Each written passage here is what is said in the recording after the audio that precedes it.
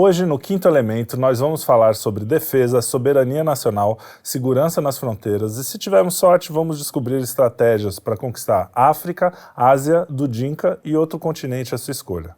Para nos ajudar nessa discussão, chamamos o oficial da reserva da Marinha e responsável pelo canal A Arte da Guerra, comandante Robinson Farinazzo. Antes de começar, eu queria pedir para você dar um ok no canal aqui, se inscrever no canal, dar um joinha, todas aquelas coisas que você já conhece, nos seguir no Instagram. E queria dar boas-vindas aqui para o Farinazzo. Posso chamar de Farinazzo? Fica à vontade. Robinson, o que você preferir. Muito bem-vindo, é uma honra e um prazer estar aqui com você. Muito obrigado, gente. É um prazer participar aqui do Quinto Elemento. E eu queria dizer uma coisa, né? Que eu fui campeão de War na minha rua, tá? Tô qualificado aí pra conquistar. Conquistei muitas vezes o Dudinka. Foi aí que começou, né?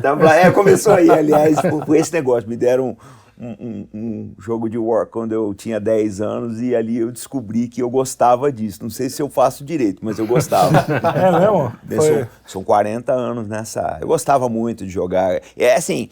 Eu acho que é bem lúdico, né? A criança aprende geografia, aí você vai se interessando por história. Meu pai sempre comprava livros sobre a Segunda Guerra Mundial para mim. Então, foi assim, o encontro com a vocação, né? Que se transformou numa paixão muito grande na vida e eu acho que eu dei sorte de poder usar isso profissionalmente. Então, eu falo sempre que foi uma satisfação muito grande. Você ganhar para fazer aquilo que você gosta. Vocação. Aprende geografia naquelas, porque até hoje eu não sei onde é Omsk, Dudinka e Vladivostok. Não, peraí, cara. Vladivostok, todo mundo... Olha, sabe meu negócio? Vou contar a história para vocês. Agora que a história da Ucrânia aí... Então, quando começou, a gente sabia que tinha muita mentira sobre isso, né? Sim. E a gente tem um grupo de análise do conflito, etc. Aí eu falei, olha, a imprensa está contando tanta mentira que daqui a pouco vão dizer que as tropas ucranianas estão chegando em Vladivostok. Vladivostok, para quem não sabe, gente, é no Pacífico, perto da fronteira com a Coreia do Norte, aí, da China, uma série de coisas. Falei, estão contando tanta mentira, já você vai acreditar que o ucraniano está chegando lá. E agora parece que a verdade apareceu, né? Parece que a verdade está boiando. Começou dizendo que eles estavam ganhando a guerra, o cara estava resistindo. Sim. Né? Eu achei que foi uma responsabilidade muito grande, gente, porque... hoje mesmo eu soltei um short aí no canal, de uma matéria do The Guardian, que a quantidade de deserções do exército ucraniano aumentou. Eu fico olhando aquela pobre gente, que você olha o cara que morre ali no Azovstal, naquelas catacumbas ali, você não para pensar que tinha uma história por trás daquilo. Às vezes esse cara era um garçom de uma pizzaria, um caixa do supermercado, né, um borracheiro... E vai e morre daquela forma estúpida. Por quê? Porque eles acreditaram na falácia da imprensa que a Ucrânia estava efetivamente vencendo a guerra. Quando, na verdade, quem analisava o conflito de uma maneira fria, de uma maneira técnica, de uma maneira profissional, sabia que o exército russo estava detonando aquilo lá. Que foi o que realmente aconteceu, né? Tentaram fazer do Zelensky um herói, né? Um herói, inclusive o Churchill tal. Por favor. O Churchill. Exatamente. Desculpa, enfrentar eu vou falar uma coisa aqui. Um cara que aparece no YouTube. Apareceu, tem YouTube aí, quem quiser procura. Tocando piano com o pênis. Pô, eu diria que a carreira de herói dele começou de uma forma meio pornográfica. A história do Zelensky é o seguinte. O Zelensky era um ator comediante, de uma emissora que seria equivalente da Ucrânia, uma emissora muito grande, de um oligarca chamado Kolomoisky. Oligarca é quando é na Europa Oriental, né? No Ocidente, não. Ele é um milionário, benfeitor, filântropo. Empresário bem-sucedido. Mudou do Rio Modernice para lá, oligarca. Mas o Kolomoisky, ele tinha uma rede de televisão que era mais ou menos, se você pegasse do Brasil, você junta aí a Globo com a CNN, dá o que o Kolomoisky tinha. Ele olhou o Zelensky e falou, esse cara eu posso fazer dele presidente, e fez. Gente, posso falar desse assunto aqui ou vocês querem falar? Não, fica à vontade. É necessário, é importante. Aqui é um papo livre sobre as... papo livre. Você sabe quantos partidos políticos tinha na Ucrânia até pouco tempo atrás? Não. 330 e pouco. E a gente O Brasil perde de... Não, perde por 3. O Zelensky E o Moro usando a Ucrânia como triste. exemplo. Não, mas Gente, eu vou chegar nisso daí. Nós vamos chegar e o pessoal vai ficar meio de cabelo em pé com o que eu vou falar aqui. Porque tinha 330 partidos políticos na Ucrânia. Agora o Zelensky fechou uma porrada. Ele só fechou o partido da oposição, que é realmente a militância pró-Ucrânia. Porque por que o Zelensky chegou lá? Porque se destruiu a política. A Ucrânia é o resultado acabado da destruição política de um Brasil. É o que se queria fazer aqui no Brasil. Perfeito. Queria se destruir a política mesmo, se destruir todo. Aí você bota quem você quiser. Aí entra o Fábio Pochá, que seria o Entra qualquer um. Quem equivalente você brasileiro ao Zelensky. Tiririca. Gente, o Tiririca é entra melhor. qualquer um. Depois que você destrói a credibilidade, porque eu falo sempre lá no Arte da Guerra, você pega o Bolsonaro, você pega o Lula, você pega o Ciro, você pode não gostar de nenhum dos três. E é um direito seu. Política, cada um tem a sua escolha. Só que você rastreia quem são eles. Você sabe quem é o Bolsonaro, você sabe quem é o Lula, você sabe quem é o Ciro. Você rastreia o DNA deles. O que se faz nesses países onde a política foi destruída é colocar um cara que você não rastreia, você não sabe quem que é o Zelensky. Você pode falar qualquer coisa dele, porque ele não tem um histórico. Não tem um histórico, ele nunca foi vereador, nunca foi nada. Ele era um comediante, o Kolomoisky que olhou para ele, né, o grupo de oligarcas russos, que era dono aí de siderúrgicas, etc. Vamos fazer desse cara presidente. Então, o que aconteceu na Ucrânia se planeja de uma forma para se fazer no Brasil. Eu acho que não vai dar certo. Sim. Mas alguns atores são os mesmos. Eu vou citar dois exemplos. A Vitória Nuland, que esteve aqui no Brasil, recentemente, né, subsecretária de Estado dos Estados Unidos. Sim. Ela esteve na Ucrânia em 2013, na Revolução do Maidan, tá? E ela escolheu o futuro dirigente do país. Ele escolheu, tem áudio disso, dela dizendo, fuck European Union aí, nós é que vamos escolher. Então, e agora ela veio aqui no Brasil, tá? O William Burns, que é diretor da CIA, que esteve aqui também fazendo pressão em cima do governo Bolsonaro, ele foi embaixador em Moscou, foi embaixador na Rússia. Então, esse modo de destruição da política e, por consequência, destruição de um país que se fez na Ucrânia, o pessoal tenta em outros países também, vão tentar aqui no Brasil. Comandante, eu vejo, queria te perguntar isso, quer dizer, o passo começa com a destruição da política, para você ter um esvaziamento, antes do esvaziamento, perdão, uma subversão do sistema de representação, que acaba sendo a questão do legislativo, a eleição, e consequente esvaziamento do judiciário e da capacidade de fazer lei. Então você está falando do esvaziamento da nossa soberania de fazer as leis e exportando isso para algum lugar, porque no final esse poder vai para algum lugar, né? Ele não vai pro acaba vácuo. com a política ali, mas alguém está tomando conta. É lógico. Você acha o quê? Que esse esvaziamento jurídico e da nossa soberania, né, seria isso para migrar, por exemplo, para a ONU, para algum centro de comando? Quem seria o herdeiro ou quem pegar esse espólio de um país de instituições destruídas, esvaziamento jurídico e com um sistema de representação... Um descrédito total. Né? O arcabouço de poder euroatlântico, né? Então são os grandes conglomerados americanos, europeus aí, essa gente que faz o mundo, gente, pelo menos fazia até dia 24 de fevereiro. Vamos pensar numa empresa chamada BlackRock. A BlackRock é uma gestora de investimentos, é a maior gestora de investimentos do mundo. Ela tem uma carteira de ativos de 10 trilhões de dólares. O PIB do Japão acho que é 5,5 trilhões, qualquer coisa assim. Então, a BlackRock sozinha é maior que muitos países. Impressionante. Ela que começou essa história das woke, né, das empresas, Sim, uma do das ESG, responsáveis. etc. Que agora ESG. tá na Berlinda. Tá na Berlinda. Mas aí que tá, gente. Você não pode... Aí vamos chamar... Ó, o pessoal vai me chamar de comunista, tá? Faz parte. Chamando o comandante de comunista em 3, 2, 1. Melancia. Melancia, essas coisas. Você não pode ter uma empresa que tem um capital de 10 trilhões, meu amigo. Ela controla um país. O Theodore Roosevelt, ele quebrou a Standard Oil nos Estados Unidos, que era da família Rockefeller, para isso. Eu acho que foi só por isso.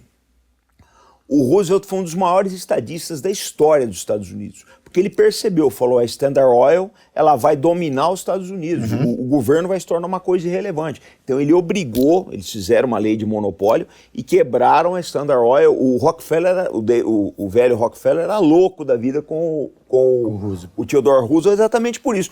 Mas você não tem hoje em dia políticos dessa estatura. Dessa visão de estadista, dessa visão de futuro. Não dá para comparar um Joe Biden da vida com o Theodore Roosevelt. Mas esse é o mundo que nós estamos vivendo, pessoal. Porque uma empresa que tem 10 trilhões de Leva dólares, todo mundo no seu bolso, né? Então, todo mundo, no você bolso. compra, você faz um presidente, quanto é que custa a eleição de um presidente? Mas isso não é ser comunista, não. Isso quer dizer, quem briga sobre isso são os liberais, que são os atômicos, né? Que gostam da atomização. Porque aquele liberal que tudo é economia Que acha e o que a resto economia, é... Não, a economia não dá que pra- resolve, que pavimenta tudo. Porque no final você tem sempre uma tensão entre força política e força econômica que tem que ser balanceada, e a força política limita a força econômica. Senão você tem a Deveria, né? liberdade... Pra uns, né? Não, você tem a liberdade total, que no final leva à tirania, que é a história. Quem garante a liberdade é a lei. Isso inclusive, você a liberdade tá... econômica. Quando você fala da BlackRock, ela tá em várias empresas, é isso mesmo, né? Não, Ela não quase é dona todas, de né? uma empresa. Quase todas. Você pega aí quase toda empresa que você pode pensar, o Google, etc. Que eu vejo o pessoal falando, porque o Google censura o YouTube isso, YouTube aquilo. Gente, o Google, ele não cresceu porque ele é uma empresa genial, uma empresa muito boa. O Google, o Facebook não cresceram porque são empresas geniais. Eles cresceram porque grandes conglomerados financeiros falaram, puseram dinheiro. Você tem tua produtora aqui. Eu venho, enfio 1 bilhão aqui, meu amigo. Olha, você vira- dá pra fazer uma Boa coisa. ideia, hein? Tá- Tô ouvindo. isso não é uma proposta, pô. Não, se eu tivesse 1 bilhão, eu investia. Eu gostei de vocês, o café é muito bom. Mas eu penso assim, eu não tenho, gente. Mas foi isso que aconteceu. A turma acha que o problema é o seguinte. Os caras chegam, não, porque o Bill Gates começou com uma garagem. Pode ter começado, gente, mas ele não é esse gênio, né? Alguém chegou lá, olhou e falou, pô, aqui eu posso fazer muita coisa com isso. Aí botam dinheiro nele, o caboclo cresce. É assim que as coisas funcionam. Eu não tenho dúvida disso, mano. Tem um nível que o cara vira e fala assim, os garotos começaram, tu devia um papo furado, o garoto fez um cartão corporativo, internet, dois brasileiros, né? E saíram daqui para não sei quantos bilhões e tal, e ficaram os novos bilionários brasileiros. E tem gente que acredita nesse sonho, e eu falo pro cara, amigo, olha só, de repente nem eles sabem, tá? Nem eles sabem. Mas eles são peças, às vezes, cara, ali de um xadrez que está sendo jogado, que o cara não tem nem ideia do que está acontecendo. Porque você trocar de nível, sair aqui, ó, para ir para cobertura, cara, você tem que ter a benção do clubinho. Se não tiver a benção do clubinho, não foi importante Você pode pro ser o clubinho, cara mais genial, o seu produto pode ser ótimo, mas em algum Esquece. ponto você vai bater. Né? o cara tem um poder jurídico. Sobretudo hoje em dia. Entendeu? Ele usa o poder legal contra você, entendeu? Então, mas eu acho que todo mundo concorda, mesmo quem vai te chamar de melancia, que nem você falou, que o monopólio é uma coisa ruim. A gente tem no Brasil monopólios que fazem Mas talvez estragos as pessoas horríveis, não Ambev. percebam, gente, assim, a dimensão, o poder disso. O poder está aqui nessa sala. Eu vou te dar um exemplo. Você poderia ser preso, poderiam acabar com a tua vida 1 ano atrás se você falasse alguma coisa da Covid que não estava de acordo com o establishment. Sim. Ainda que hoje isso fosse provado, né? 6 Exatamente. meses Não, depois. você quer ver uma coisa? Imagina Eu falar recebi de uma spray carta. nasal, cara. Não, imagina que falar que foi absurdo, criado em tinha que laboratório. prender o Hoje cara. Chapéu de saiu, eu não sei alumínio. se foi hoje, mas recentemente saiu uma notícia que a OMS vai investigar se foi criado em laboratório. Imagina, isso você ia preso, literalmente, há 1 ano, né? Sim, mas por quê? Porque isso foi a verdadeira ditadura a nível mundial. Olha, pessoal, nós estamos vivendo num mundo, assim, eu falo essas coisas lá no canal, o pessoal agora está começando a concordar com a gente, né? Eu falo, vocês falam da ditadura do Irã, ditadura da Rússia, ditadura da China. Só que vocês têm que olhar uma coisa. Nós estamos caminhando para um mundo que você vai ter 2 blocos. Nesses lugares, você não pode falar mal do governo. Aqui, você não vai poder falar nem mal do governo e nem fazer nenhuma observação sobre qualquer minoria. Vai haver uma ditadura que você não vai poder fazer observação nenhuma sobre minoria nenhuma. Eu acho que já vivemos isso. nós já estamos- Socialmente a gente já vive. Às vezes em termos de lei nem tanto, mas socialmente É uma democracia socialmente, sim. totalitária, mas já. Não, que democracia, gente. Aí nós pegamos o outro lado. Quanto é que custa para fazer um deputado federal? Então, que democracia é essa? Isso é uma subversão total, você está corretíssimo. É uma subversão total. Se os partidos dominam o fundo partidário, escolhem o candidato, não é representação do povo. Exatamente. A gente vive uma partidocracia que faz uma seleção prévia. Exato, e não escolhe... pode um dia um cara resolver, eu vou... Não, e não é o mais Possível. votado, não é o mais popular, né? Aquela matemática do TSE precisa ser marota, revista, né? é. Precisa ser revista. Isso é uma coisa que eu sempre bato nessa linha. O brasileiro não sabe votar. Cara, você sabe que mais da metade dos que estão lá não foi votado, né? Não foram Eu votos brinco de... Também sempre lá no tem isso, canal. é. Você vota num policial, elege um cantor de axé, né? por aí. Eu não gosto de axé. Então, Agora, a gente gosta de colocar as coisas assim, bem didáticas, né? Você falou que hoje mudou um pouco essa coisa do poder. O Olavo falava dos eurasianos, dos globalistas e do Irã, califado né? islâmico. Do Irã. Só que assim, eu acho que, por exemplo, esses novos conservadores que no mundo inteiro estão aparecendo, também é um poder pequeno, mas é um poder que está aparecendo. Como é que está dividido hoje, você que entende mais dessas coisas, o poder no mundo? Tem como fazer um mapeamento assim? Você consegue?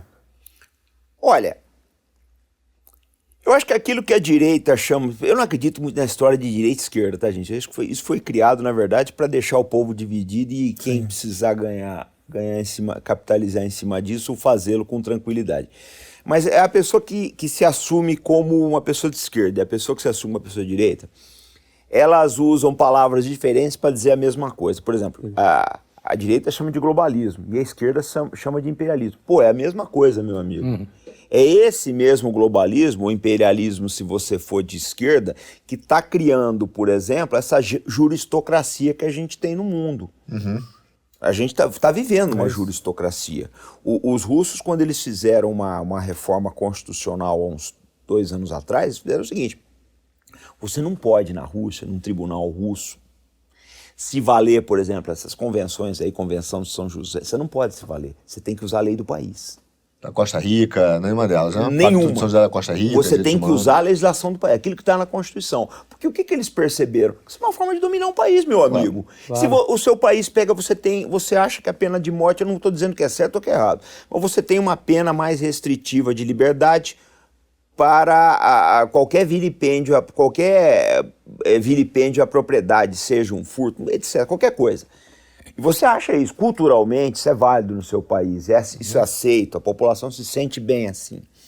Aí o país assina uma convenção dessa daí, e o cara que ia preso porque furtou um carro já deixa de sê-lo porque a convenção diz qualquer coisa, diz uma coisa diferente, embora contraria a sua Constituição. Eu dou um exemplo para vocês. Você pega, por exemplo, esse caso da Califórnia aí que estão roubando, você pode roubar até $950, né? É muito absurdo. Essa coisa é tão absurda. Arbitrário, né? $950. 951 não, aí... isso aí 51 não dá, né? vai encana. Pô, que... Mas a confusão que eles fazem ela é tão grande que você nem sabe quanto que roubaram. É óbvio. Quando surgiu isso, é tão absurdo que eu achei que era mentira. Eu fui lá e falei, isso é coisa de chapéu de alumínio. Fui lá e vi que é verdade. Mas, se por exemplo, uma convenção dessa daí da Costa Rica, são, sei lá, dessas convenções aí, dizer que isso daí tá certo, o dia de amanhã o Brasil, que é signatário, vai ter que adotar isso. Aí você tem teu estabelecimento, você tem teu estúdio aqui, o cara entra, pega uma câmera dessa, não, mas eu não posso ser imputado, né? Isso aqui não é crime. Não pode, não é assim que as coisas funcionam, gente. Isso é uma forma de um domínio mundial. Isso é um esvaziamento da nossa soberania, do nosso poder jurídico de legislar. Exatamente. Isso tem Do acontecido nosso muito. não, né? De todos os países do mundo. Sim, na isso é verdade. uma forma de esvaziar. No final, o que é o que a gente fala da nova ordem mundial do globalismo? O que é isso? São os megacapitalistas, né, esvaziando os estados, o poder político, através dos meios legais, jogando isso para fora. Eles querem acabar com tudo. Estado, família, tudo que você pode pensar, eles querem acabar. E recentemente, até fiz um podcast que ainda não saiu, vamos fazer o jabá, irá sair em breve aqui, né, Quinto Elemento. aqui no Quinto Elemento, que é o Soberania em Risco. A gente fala sobre isso. O que acontece? Uma das portas que a ONU usou para isso foi os direitos humanos. Porque, e se você for olhar, eles foram estendendo as gerações de direito humano. Então você teve a primeira geração, que era das garantias individuais, direito devido ao processo legal e Que tal, aí etc. até tudo bem. Até aí tudo bem. Depois você teve a segunda geração de direitos, que foram os direitos sociais, direito ao trabalho, não sei o quê, que tem convenções internacionais do trabalho, etc., que é o que o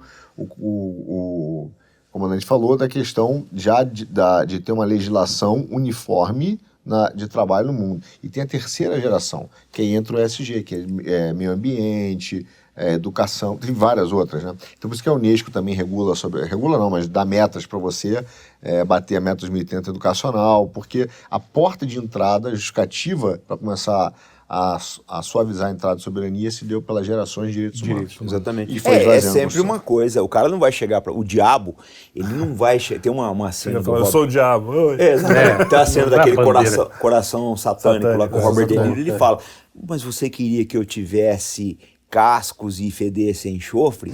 O diabo, ele não vai se apresentar dessa forma pra você, ele vai chegar cheiroso. Lógico. Eu falo assim, num terno bem cortado. Sedutor, né? Falando Al Pacino, né? bem, Falando Al Pacino, bonito. Assim, falando bem, né? Curso nos Estados Unidos, aquela coisa toda. Eles Harvard. É Harvard. O Cuba, eu não vou citar porque nós estamos falando a mesma pessoa. Claro. Mas eu vejo assim, o cara chega pra você e ele fala, não, isso aqui é bom, cara. Isso aqui é bom. Dali a pouco você não tem liberdade pra mais nada. Você não tem liberdade pra mais nada. Agora, tem uma boa notícia disso tudo, tá? Eu acho que a ONU foi pra UTI. Você acha que a ONU foi pra UTI? É por causa da guerra? Eu acho que tem 2 instituições aí que foram pra UTI por causa da guerra, a ONU e o Vaticano, que se omitiram. tomaram lado, por um certo sentido, e por outro acabaram se omitindo muito na questão do sofrimento do povo ucraniano. Eu acho que a ONU não sai incólume dessa, não. Você acha que a ONU, a OMS entra nessa bagunça com a pandemia? Tudo.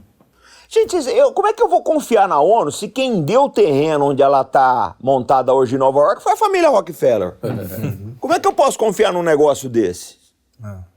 Né? De um cara que foi um dos maiores plutocratas da história dos Estados Unidos. Como é que eu vou confiar numa coisa dessa daí, que já começou assim? Ele deu esse terreno porque ele é bonzinho? Alguém já te deu um terreno alguma vez? Não. Para com isso, cara. Eu não confio nesse negócio. Mas eu acho que ela tomou uma cacetada muito grande, gente, porque o Putin entrou na Ucrânia, eu não estou defendendo ele, não, mas o Putin ele acabou com essa ordem mundial, está começando outra agora. Você gosta ou não gosta dele, é outra ordem. Mas ele entrou a ONU, uma parte da ONU condenou, ele manteve firme e a ONU não está fazendo mais nada. Só para vocês terem uma base, eu começo o meu dia, assim, eu sempre olho duas coisas que são meus parâmetros, né? O preço do petróleo e a quantidade de refugiados, de gente que saiu da Ucrânia, porque isso vai impactar a economia europeia. A agência de refugiados da ONU, ela ficou uma semana sem atualizar o site de refugiados. Por quê? Porque a quantidade foi tão grande, 7 milhões de pessoas já deixaram a Ucrânia, gente. Caramba, gente. É maior que a tragédia da Síria. Acho que se Portugal inteira. Hã? Portugal inteira, que tem 10 milhões em Portugal. Portugal inteiro saiu. Portugal porque você tem que olhar o seguinte, saiu 7. De 7, voltou uns 2. Só que esses 2 que voltaram, uma boa parte não tem para onde ir. São 7 milhões de pessoas que saíram da Ucrânia e mais uns 3 milhões de deslocados pela guerra interna. Gente que cruzou o rio de Dnieper e foi para o oeste da Ucrânia fugindo dos bombardeiros da Rússia. Então, e a ONU, ela não conseguiu fazer nada, não está fazendo nada, ela tomou parte, né? Ela só sabe fazer aí esses pronunciamentos aí que a gente vê que não ajuda ninguém. Eu não acho que a ONU... Vocês fiquem de olho no BRICS, gente. Eu acho que o BRICS ainda janta a ONU. Nossa, recentemente Veremos. uma entrevista com o vai ser Herbert, inter- né? O Herbert, ele comentou sobre Fala isso. isso também um pouco. Ele falou que a força do BRICS aí Rússia e nesse China. jogo. Jogo dos grãos. E o senhor comentou sobre essa nova ordem, quer dizer, eu vi uma live até do senhor que o senhor falou sobre, quando entrevistou o Dugin, né? E ele também, no livro dele, já falou várias vezes que a gente vive uma ordem de transição. Ele já achava que, né, vivíamos uma ordem de transição antes da guerra da Ucrânia, na guerra da Ucrânia, na live tinha acabado de começar a guerra, ele fala isso de novo sobre a transição. Mas transição para onde? Quer dizer, para onde aponta essa nova ordem, esse novo equilíbrio mundial que a gente deve viver? Bom, vamos lá, né? Eu acho que nem todo mundo vai viver da mesma forma. Porque, por exemplo, vamos pegar o Oriente Médio, né? O Oriente Médio, eu acho que está tendo um movimento de placas tectônicas ali que a Europa e os Estados Unidos estão precisando sair dali. Tá? Você tem o Irã às portas de fazer uma bomba atômica. Se ele vai fazer ou não, não sei. Eu sou daqueles que acreditam que ele já tem as condições de fazer o dia que ele quiser. É pelo tempo que decorreu, por alguns avanços, pela quantidade de centrífugas que eles construíram, pelos recuos dele em tratados internacionais, pela quantidade de urânio estocado. A gente acha que hoje o Irã ele tem uma bomba atômica, embora não revele. Muitos analistas consideram ele uma potência nuclear latente. Isso muda tudo, né, gente? Ajuda do Obama e do Lula, né? Você lembra que naquela época fizeram aquele meio de campo lá para ajudar o Irã a ter a bomba atômica. Parabéns aí, Lula. Mas é que tá, gente. Eu acho assim. Qual é o problema do Irã? O problema do Irã é uma coisa profunda. Porque em 53 derrubaram o primeiro-ministro do Irã. Isso nunca foi bem engolido pela sociedade iraniana. Nunca. Em 79, quando vem a revolução do Khomeini, eles colocaram os Estados Unidos numa situação muito difícil. Foi humilhante a tomada da embaixada em Teherã. Eu acho que o que acontece, onde se erra, onde se errou, o Carter errou, a administração Eisenhower errou em 53, o Carter errou em 79, o Obama tentou colocar um esparadrapo naquele rasgo enorme, mas não teve mais jeito, e eu acho que o Trump deu assim, o erro final, porque acordo, embora fosse péssimo, ele existia. Hoje você não tem mais acordo nenhum. Quer dizer, tem um acordo para ser assinado. Eles não vão assinar mais. Não vão assinar. Mas você acha, você acha que o Trump errou porque, assim, um acordo que também não é cumprido, eles não cumpriam o acordo, você Nenhum concorda? deles, né? Então, mas um acordo que não é cumprido não é melhor você falar, Gente. então, se não tem acordo, porque você também tem coisa, você está cumprindo a sua parte do acordo, certo? Mas espera aí, não é bem assim as coisas, não. As coisas não são bem desse jeito, não. O que acontece é o seguinte, se você pegar, olhar os jornais israelenses, uma boa parte dos próprios militares e dos oficiais de inteligência de Israel estão achando o seguinte, o acordo do Obama era péssimo,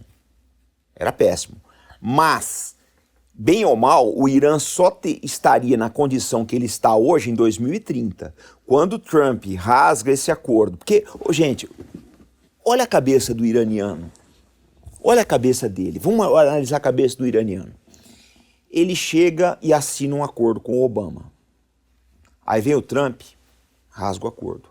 Agora vem o Biden, eu quero o acordo. O que eles pensam? Falam, eu não sei o que esses caras querem. Se decida aí. Porque A cada 4 vem um anos- republicano depois e aí, vai mudar, né? Que vai aqui no mudar de Brasil novo. foi isso. O governo Lyndon Johnson apoiou os militares em 1964. 12 anos depois de 1976, 13 anos em 1977, o governo Jimmy Carter, que também era um governo democrata, queria tirar os militares aqui de qualquer jeito. Então, você vai confiar num país que o governo muda a cada 4 anos? Esse é que é o E problema. a diretriz internacional também Não muda. precisa muito, o Kurdistão, cara. Os curdos acreditaram na administração Obama, combateram o Estado Islâmico, aí vem o Trump e o Biden e tiram as tropas de lá. Afeganistão, a mesma coisa. Confiaram nos americanos. Ó, você imagina a situação de um cara que entra numa academia militar do Afeganistão, ele é oficial do exército do Afeganistão, ele confia no poderio militar americano, ele combate o Talibã e um belo dia ele vê aquelas cenas que vocês viram aí. Os americanos Mas foram essa embora. saída Indo embora e o essa cara saída do- pendurado no avião, pedindo pra entrar e... lógico, não, essa, segue aí. essa saída do Biden foi uma desastrosa. catástrofe. Né? Foi Mas tem desumana, gente foi que uma fala catástrofe. que a saída dele foi porque ele já estava vendo que ia dar problema na Ucrânia. Viu? Tem gente falando isso, eu não sei até que ponto que é verdade. Mas o problema todo, gente, é que é exatamente isso. Eles começaram a perceber 2 coisas, né? Primeiro, como é que você vai confiar num país que cada vez que troca o governo, os acordos não estão mais valendo? E outra, porque eles estão pensando assim, eu assino um acordo agora com o Biden. E se os republicanos voltarem? Podem voltar. Podem voltar. Essa é uma coisa. A E chance outra, não é pequena, inclusive nos midterms os republicanos estão dando o Biden. não, eles vão lavar Olha, gente, eu acho assim, vocês vão ter um mundo até as midterms e um mundo depois dela. Eu acho que muita gente está observando o tabuleiro e eles querem deixar o Biden na... Eu acho que o que o Putin, o Xi e os iranianos puderem fazer para deixar o Biden na berlinda e ter um congresso republicano, eles vão fazer, porque sabe que aí é a confusão total, né? Você tem um presidente democrata e uma maioria... Então, você acha, quer dizer, aquela pergunta que eu fiz um pouquinho lá atrás, quando a gente estava desenvolvendo, essa nova ordem que está apontando é realmente essa região da Eurásia começar a ter uma união maior e despontar numa liderança mundial, os Estados Unidos mais fraco e a ONU capenga. E no geral é isso, você definiu muito bem. Então, é isso pegando aí. carona aí, a sua entrevista com o Dugin, Dugin ou Dugin, não sei. Eu chamo do Guim, mas... Não sei. Ele fala exatamente isso, né, que essas forças que seriam as antagônicas ao globalismo, e o Brasil e a América Latina seria um dos polos dessa resistência. O senhor acredita nisso? Quer dizer, sobretudo ele fala que com a vitória da Rússia sobre a Ucrânia, o Brasil pode ser um dos polos dessa resistência. Não necessariamente junto com a Rússia, mas Sim, como... Um polo de poder. O senhor Em acredita? termos O de senhor acha que vocação, tem? sim. Mas se a gente vai ter liderança para fazer isso... Porque vocês parem para pensar, gente. A posição do presidente hoje, do Bolsonaro, é muito parecida com a posição do Getúlio em 42, né? Tem 2 blocos aí disputando... eu entendo a posição do Bolsonaro, acho que é uma posição muito difícil. Outro dia eu tuitei lá que ele não deveria ir à cúpula das Américas, mas olhando depois, eu acho que eu fui um pouco injusto, porque ele precisa acender uma vela Sim. Aí não tem Deus e o diabo, né? Os dois demônios. Ele tem que ser o hiato, né? A gente falou, tem que ser o hífen ali, na verdade, entre essas duas tensões. Né? O Brasil ele não tem o poder para se impor nessa ordem internacional. Porque, voltando a falar do Irã e da Coreia Nem do com a Norte. América Latina unida. Não tem O que eu acho tem. impossível, até porque ela está esfacelada, né? Você diz não tem poder militar, né? E todos os poderes, porque, você quer ver um negócio? O que está fazendo a Rússia imperar nessa situação? Eles são autossuficientes, né? A Rússia é autossuficiente em energia, que é a base de tudo. Agrário, né? A parte de alimentação, tecnologia. Esses dias eu vi uma entrevista, eu me lembro quem foi, ele falou uma coisa que é uma grande verdade.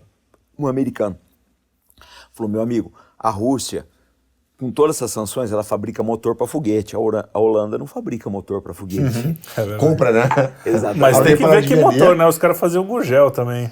Não, gente, O Gugel não. O Lada. durante Confundi muito que tempo, também já era bom. os Não, mas aí Estados tá Unidos pegando dependiam do comunidade. russo para ir para a estação Não, espacial. tô brincando. Não dá pra Eles brincar com têm isso. uma tecnologia hoje que Tem uma A questão... gente é quase autossuficiente, né? Nessa questão tecnológica, não tanto, mas a questão de Alimentar. autossuficiência Não, gente, energética. não Precisa é. dos Quer ver insumos. por que Não, que não é? energética A gente não- produz, mas a gente não Elétrica, refina. problema. Ó, a gente está na iminência aí de ter um apagão do diesel. A Argentina já está enfrentando, pode chegar no Brasil. E você também. E o problema do fertilizante? Pô, não é possível, cara, um país com a vocação agrária do Brasil. E olha, gente, eu não gosto de criticar o Brasil porque eu adoro isso aqui. A gente faz assim, a coisa aponta quais são os problemas para que pra melhorar, de outra- claro. Agora, pô, não entra na minha cabeça um país com a vocação agrária do Brasil, que é um titã da agricultura, a gente não ter autossuficiência em fertilizantes. E daria. Hã? Daria. pra ter. Poderia. Daria pra ter, mas tem que A ter gente tem matéria-prima pra isso. Tem, gente, tem matéria-prima, eu acho que tem tecnologia, falta investimento. Mas o que a gente não tem é visão de futuro. A gente nunca teve visão de futuro. Isso não tem visão de país, né? Não A tem. nação geopolítica onde se posiciona. Então, já que a gente está segurança nacional. falando do Brasil, eu queria fazer uma pergunta que eu estava aguardando aqui na manga. A gente tem a Amazônia aqui, que está todo mundo com os olhos voltados, não, porque estão queimando a Amazônia, não sei o Girafa quê, da Amazônia. girafas na Amazônia, urso polar na Amazônia, tem tudo. Tem fotinho do Polar essa semana, né, mano? O Ruffalo agora estava falando, né, o Mark Ruffalo, até o Bolsonaro deu uma resposta engraçada, chamou ele de Ruffles. Ruffles. Como o Brasil está preparado para se defender, porque não é só uma defesa militar, a gente tem, eu estou perguntando em todos os sentidos, a gente está preparado para se defender militarmente e também na Infowar, porque hoje em dia a guerra não se faz só com Nas armas. só em território. A gente tem a guerra cultural, a guerra de informação, a gente tem a guerra, a quarta geração lá que eles falam, que é a guerra tecnológica. Tem muitas guerras aí. O Brasil está preparado para isso? Os nossos militares, a nossa inteligência? Acho que vocês estão olhando pro lado errado. O problema da Amazônia não é colocar tropa lá. Eu acho que quem entrar ali não vai ficar. Mas a ideia não é essa. Não, A ideia também não acho que seja só. Eu falo pra audiência, né? O gancho que você me deu é fora de série. Eu costumo lá dizer no canal que você botou pimenta na sopa. Vai ficar uma sopa boa. Eu vou mexer agora o caldeirão. O problema não é esse. Não é de você defender a Amazônia. Se você quiser parar o Brasil, é bem fácil. Você pega eu falei isso numa entrevista ontem. Você pega Itajaí, Santos, Salvador, Rio de Janeiro, outro aí, Recife. Vitória. Você fecha esses portos aí, e a Marinha Americana tem condição de fazer isso, você não importa mais fertilizante, acabou o Brasil. Acabou o Brasil. Você precisa entrar na Amazônia? Não. Você acha que o Brasil... Gente, vocês acham que o Brasil ele suportaria a quantidade de sanções que jogaram em cima da Rússia, que você não pode ter nenhum cartão de crédito? O Brasil não suporta isso, cara. A gente não está desenhado para isso aí. Nós não desenhamos o país para isso. Então não precisa entrar na Amazônia. Não, mas quando eu digo entrar, no sentido de deter o poder. Isso seria entrar na Amazônia, o cara fechar os... A gente, então, não está preparado para defender a Não, o Amazônia. Brasil é totalmente independente. Eu queria, já que a gente falou de Brasil, eu queria voltar a um tema que preocupa, que a gente falou no início, que eu estava refletindo, que eu acho que não desistiram disso, tá, comandante? A gente vê esse movimento que a gente começou a falar, dessa tentativa de subverter a ordem de representação política com consequência legislativa para o Brasil. E aí você tem dois movimentos hoje que correm paralelos, duas correntes diferentes, mas que me preocupam muito. A gente já sabe que a gente tem um problema democrático hoje de voto, né? A gente não é representado diretamente. E se discute hoje uma possível mudança de regime, né? Ou seja, sair do presidencialismo para um semipresidencialismo, jogando poder, né? Mais poder para a Câmara, no modelo que é, por exemplo, na Europa, no semipresidencialismo europeu, né? Muito votado com Portugal, um pouquinho da França, são as correntes que têm se discutidas lá. Queria perguntar o que o senhor acha desse movimento sob o ponto de vista de soberania e representação política. Acho que a gente tem que... Olha, pessoal, acho que todas as ideias são boas, né? O problema é o que existe por trás delas e as consequências, porque a gente vê muito movimento aí que a gente sabe que tem apoio no exterior, né? E o movimento cresce da noite pro dia aí, assim, do nada, porque tem dinheiro, tem dinheiro movimentando. Eu acho assim, vamos pegar a situação atual, né? Tá todo mundo cansado dessa Constituição de 88. Ela pode ter sido uma boa ideia lá, eu acho que ela tem muitos defeitos, pode ter sido uma boa ideia naquela época. Ela trouxe a gente até aqui, mas eu não acho que ela vai conseguir levar a gente onde nós precisamos chegar.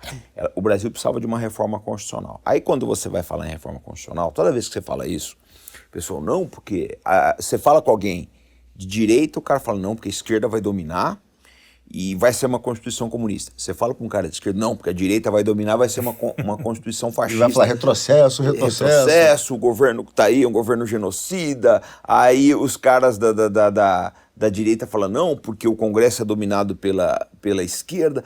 Se a gente não fizer uma reforma agora, quando que nós vamos fazer? Porque, gente... É difícil, né? Porque é jogar uma moeda pra cima. Mas uma hora será feita, cara. Não, uma hora vai porque vai esgotar. A Constituição de 88 é um transatlântico que voa. Os dois têm razão, de certa forma, porque pode cair na mão de qualquer coisa. Ela precisa ser feita, ela tá muito inchada. A Constituição brasileira cara, virou um negócio impraticável. Sim.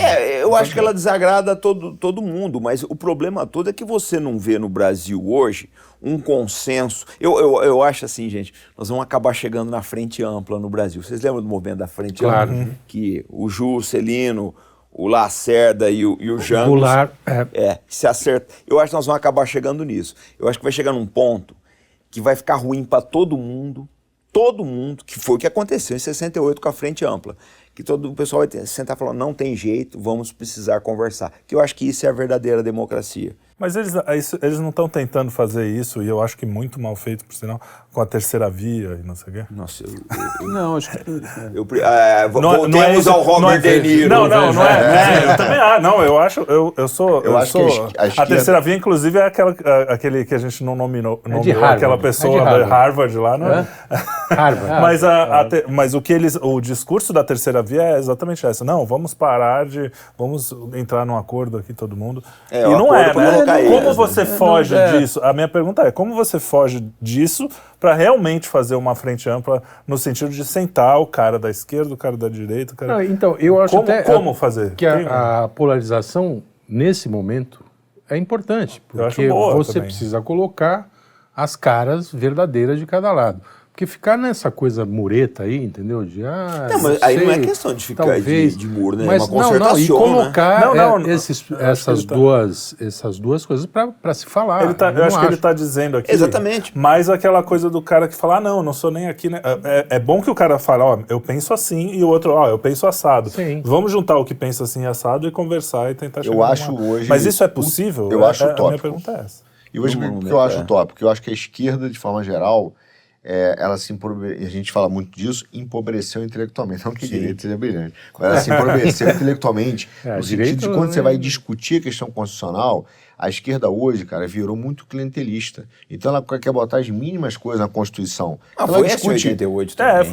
Mas ela tá cada vez mais. Então, hoje você vai discutir uma coisa, a esquerda fica histérica porque você vai tirar, sei lá, o absorvente da Constituição, que não tem que estar lá, entendeu? Só que o cara vira, o Fundeb virou constitucional, o orçamento é impositivo. Então, assim, é muito difícil você conversar sobre uma reforma quando o cara não aceita tirar, nem mudar o abajur do lugar.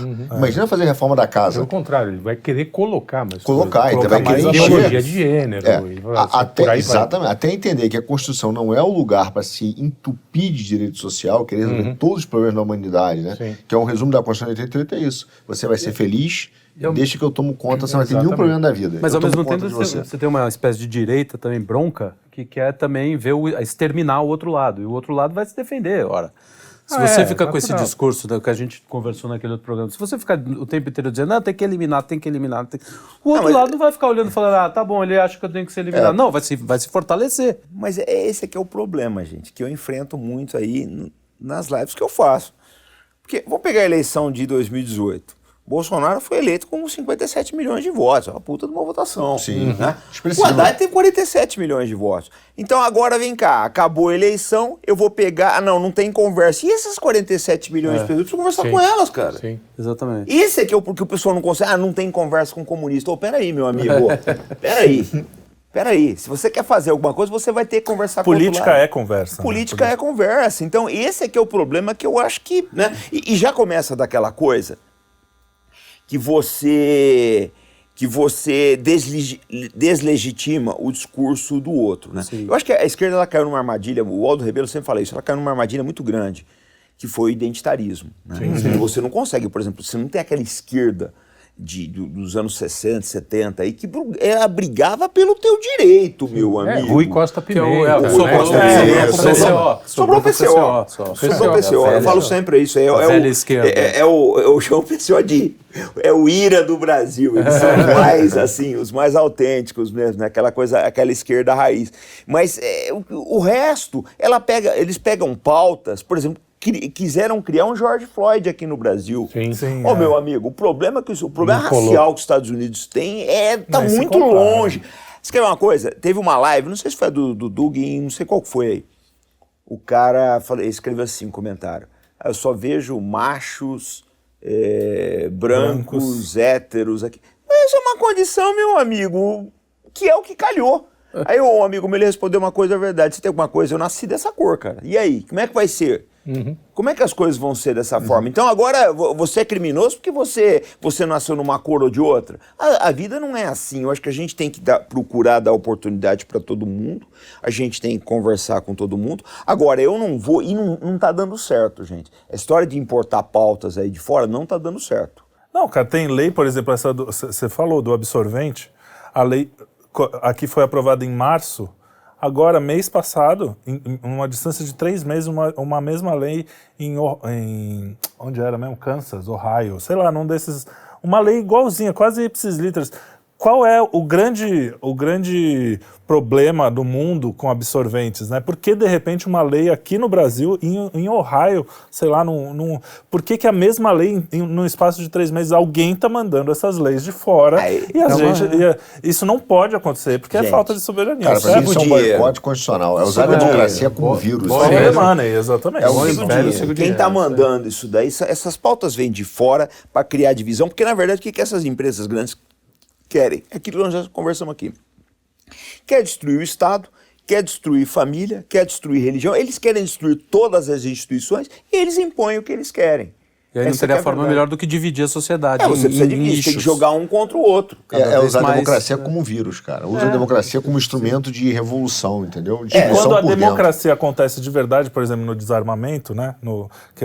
O Brasil foi em massa contra o desarmamento, falar, não, mas essa aí a democracia foi uma democracia errada. Foi uma democracia... Não valeu. Aí não é democracia. E não pensa que é só aqui não. Porque, por exemplo, o caso da adesão da Suécia na OTAN, eles não estão querendo levar para plebiscito porque sabem que vai perder. O Brexit, tem um monte de exemplos. Um monte de coisa. Essa democracia, gente, ela só existe na teoria. Na prática, o Canadá, meu amigo. O Canadá, olha o que aconteceu no Canadá. O governo entra na tua conta, toma seu dinheiro, agora querem tomar as armas. O Canadá tá virando uma Coreia do Norte. Vai ficar pior que a Coreia do Norte, né? É porque eles são profissionais, né? Eu sempre falo que a esquerda nesses países é mais perigosa porque eles aqui tudo vira carnaval. Não, é a esquerda do Arno Leite, que é aquela mais perigosa. Porque é o diabo se bem vestido.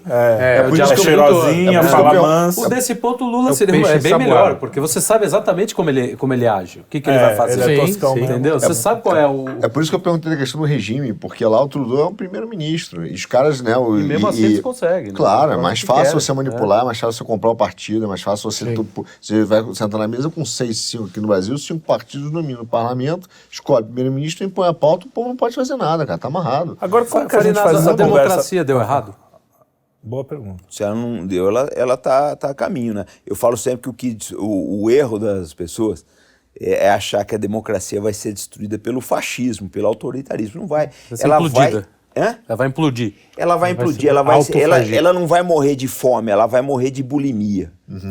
Ela vai morrer de tanto comer. Você vai colocar tantos direitos aí que vai chegar uma hora. Porque olha só, gente, olha o que está acontecendo. Vamos lá. Um vai impossibilitar o outro, assim, né? Nós vamos cair no imobilismo. Vai fazer um foie gras político, tanto enfiar ali que estourar. Alguns países, né? Porque eu acho, tem uma coisa, muita gente fala, o Robson é anti-americano. Não é, não. Outro dia nós fizemos uma filmagem da minha biblioteca lá em casa, eu tenho uma seção de livros dos Estados Unidos, é a maior delas. Só perde para a minha seção de Segunda Guerra Mundial. Eu gosto muito de ler sobre os Estados Unidos. Eu gosto muito da história deles, né? Eu acho que a hora que os Estados Unidos, porque está a caminho da implosão, é uma realidade. Sim. Eles têm 400 mil sem teto lá, em vez de cuidar dessas pessoas, mandaram 53 bilhões de dólares para a Ucrânia. Que isso, meu amigo? Um país desse está a caminho um país que tem uma dívida de 30,5 trilhões de dólares. É o fim do mundo. Eu acho que a hora que os Estados Unidos der uma afundada grande, que eu acho que vai acabar acontecendo, o resto do mundo vai olhar, o Brasil pelo menos vai olhar e falar, não é isso que a gente quer. Não é isso que a gente quer aqui dentro. Porque é um problema, gente, é um problema muito sério. Eu falo sempre o seguinte, a direita brasileira, o sonho dela é ser Miami e o Texas. A esquerda brasileira, o sonho dela é ser a Califórnia e Nova York. Boa. Pô, cara, Por que não ser aqui, né? Rio de Janeiro. Eu tô muito mais pra Quixeramobim, meu amigo. Eu tô muito mais pra Catanduva, que é onde eu nasci. A minha realidade é essa, cara. Eu sou caboclo. A minha realidade é essa daí. A minha realidade, porra, é o subúrbio do Rio de Janeiro, que eu trabalhei muito tempo lá. Eu não tenho essas pau, não vou já chapelão de cowboy americano, fivelão. Eu não tô nem aí com essas coisas. Sim. Eu quero as nossas pautas, eu tenho que pensar no problema brasileiro. Mas a gente não vê, a gente vê uma pessoa que quer importar essas pautas, cara. Dos dois lados, né? Os dois lados. Porque um quer ser Califórnia e o outro quer ser... Mas é verdade. Eu brinco sempre lá no canal. Você pega aí o sonho da esquerda brasileira é implantar as leis californianas aqui no Brasil. E o sonho da direita é ser uma Miami, se ela puder... Ou seja, a gente continua com aquela síndrome de vira-lata que a gente fala há tanto tempo. O maior problema do Brasil é a autoestima. Agora, opa, caiu aí? Vê se está funcionando legal. Acho que sim. Tudo bem? Funcionando? Tudo bem. Está aí. O Ponte Miranda, que foi um grande civilista brasileiro, em 1924, ele escreveu que o maior dos nossos problemas era o apriorismo jurídico, que já tinha sido feito pelo Rui Barbosa e tal, que é exatamente copiar os sistemas jurídicos e legais, né, do mundo e trazê-lo para cá sem considerar a realidade concreta do Brasil. Não tem um filtro, né? Não tem um filtro. Mas eu acho que algumas coisas, gente, estão melhorando bastante, porque... O que está acontecendo com esse mundo, né? É o que eu falo para vocês, e muita gente não absorveu isso ainda. Essa ordem, ela não vai durar, cara, não tem como, a porrada que o Putin deu, tem gente que, eu falo sempre o seguinte, vocês estão olhando pro lado errado da coisa, o que está acontecendo na Ucrânia não é o mais importante é o entorno. Eu vou dar um exemplo para vocês. Eu passei a tarde hoje, eu estava entregando uns vídeos para o canal, e eu passei a tarde preparando uns relatórios sobre petróleo, né, para as próximas lives. E o que acontece? Não tem solução para o embargo de energia da Rússia. Não há solução. Diz que a Arábia Saudita ela consegue aumentar a produção por algum tempo, mas mesmo assim vai faltar. Então o que está acontecendo? Você tem a Europa e os Estados Unidos pagando mais caro pelo petróleo e o gás, a Rússia vendendo petróleo para a Índia e China com descontaço. O que você está fazendo? Você está financiando a indústria da China e da Índia, meu amigo. Você está com a sua idiotice, a sua visão estúpida do mundo, a sua visão ingênua, aquele europeu que está lá, não, eslava, Ucrânia, você está financiando o chinês está comprando, tem um custo de energia 30 não, né? Muito mais que isso. Praticamente, acho que 1/3 do seu custo de energia, e ele vai enfiar produto muito mais barato para você. O dia de amanhã você vai perder emprego por causa disso. E vai quebrar tuas indústrias aqui. Não, vai quebrar. É genial. O Biden é um pô, não, ele vai arrebentar. Brilhante. Gente, não tem como fugir disso. Eu estava vendo um levantamento hoje, não sei qual foi o banco, eu esqueci agora, mas saiu na Oil Prices. O petróleo em julho poderá estar a $140. Fechou acho que em 123 hoje. Então, é aquilo, eu brinco sempre lá no Arte da Guerra, né? E aí, Robson, o que a gente vai fazer? Eu não sei contar vocês, eu vou comprar um sapato e sola grossa, né? Porque eu sei que eu vou andar muito a pé. Mas e a agricultura? Pois é. Que precisa do diesel. Nos Estados Unidos estão falando aí que tem produtores em Iowa, né, que estão pagando aí, acho que 2, 3 vezes pelo preço do fertilizante, porque não tem para entregar. Na Inglaterra, algumas empresas estão fechando, porque não tem fertilizante. Essa semana eu entrevistei aqui para o Quinto Elemento, né, num dos nossos especiais, a secretária aqui da Câmara Pecuária de São Paulo, e ela disse o seguinte, olha, não tenha dúvida, a quebra, né, do ciclo, né, da cadeia produtiva com a guerra vai fazer com que a fome seja catastrófica, nos próximos anos. Não está falando agora. Ela falando, não vamos conseguir, você tem um tempo na agricultura, você tem que plantar, demora, não adianta. Sim. Então essa quebra da cadeia produtiva irá levar a uma consequência dramática. Ou seja, todos esses lockdowns, toda essa coisa que o pessoal falou, não, é só uma semana, fica em casa. Virou um ano e acabou o mundo. Acabou não. Estoque de alimento. Veio muita guerra, muita coisa por aí. Já estamos vendo fome, mas ela vai piorar. Uma coisa? Eu acho que o senhor que falou do SG, né? Aí vai ver na história como é que o Ocidente criou uma armadilha para si mesmo. Eles empoderaram esses movimentos terroristas, ambientalistas, por aí, né? A Greta, sumiram com a Greta. A Greta desapareceu, né? Sumiram com ela. Voltou pro colégio. Ela aprendeu alguma coisa, deve ter falado, puta, falei merda. Ganhou uma grana, né? Precisava sumir com ela porque ela atrapalha agora, ela é um problema, né, velho? Então, o que acontece? Você para pensar o seguinte, eu tenho uma empresa petrolífera no Texas, uma empresa mediana, e tem muito lá disso, né? Eu tenho uma empresa. Aí o governo quer que a gente produza mais. Aí eu penso, né? E isso eu vi um depoimento outro dia de um empresário desse daí. Pô, cara, não é assim. Você tem que comprar o maquinário. O cara que trabalhava nessa indústria, ele foi fazer outra coisa, porque a indústria teve uma debacle por causa desses movimentos aí. Ele foi fazer outra coisa. Ele tá fazendo, então você não tem mão de obra estabelecido lá em outro. Ele foi dirigir Uber, ele foi dirigir caminhão, ele montou a loja dele, ele fez o que ele foi fazer da vida, mas ele não tá mais trabalhando com prospecção de petróleo. E aí qual é a cabeça dos caras? O problema, eu sei que o governo tem uma demanda, eu vou investir, eu entro no banco, eu pego um empréstimo, eu compro mais perfuratrizes, eu contrato gente, etc, beleza.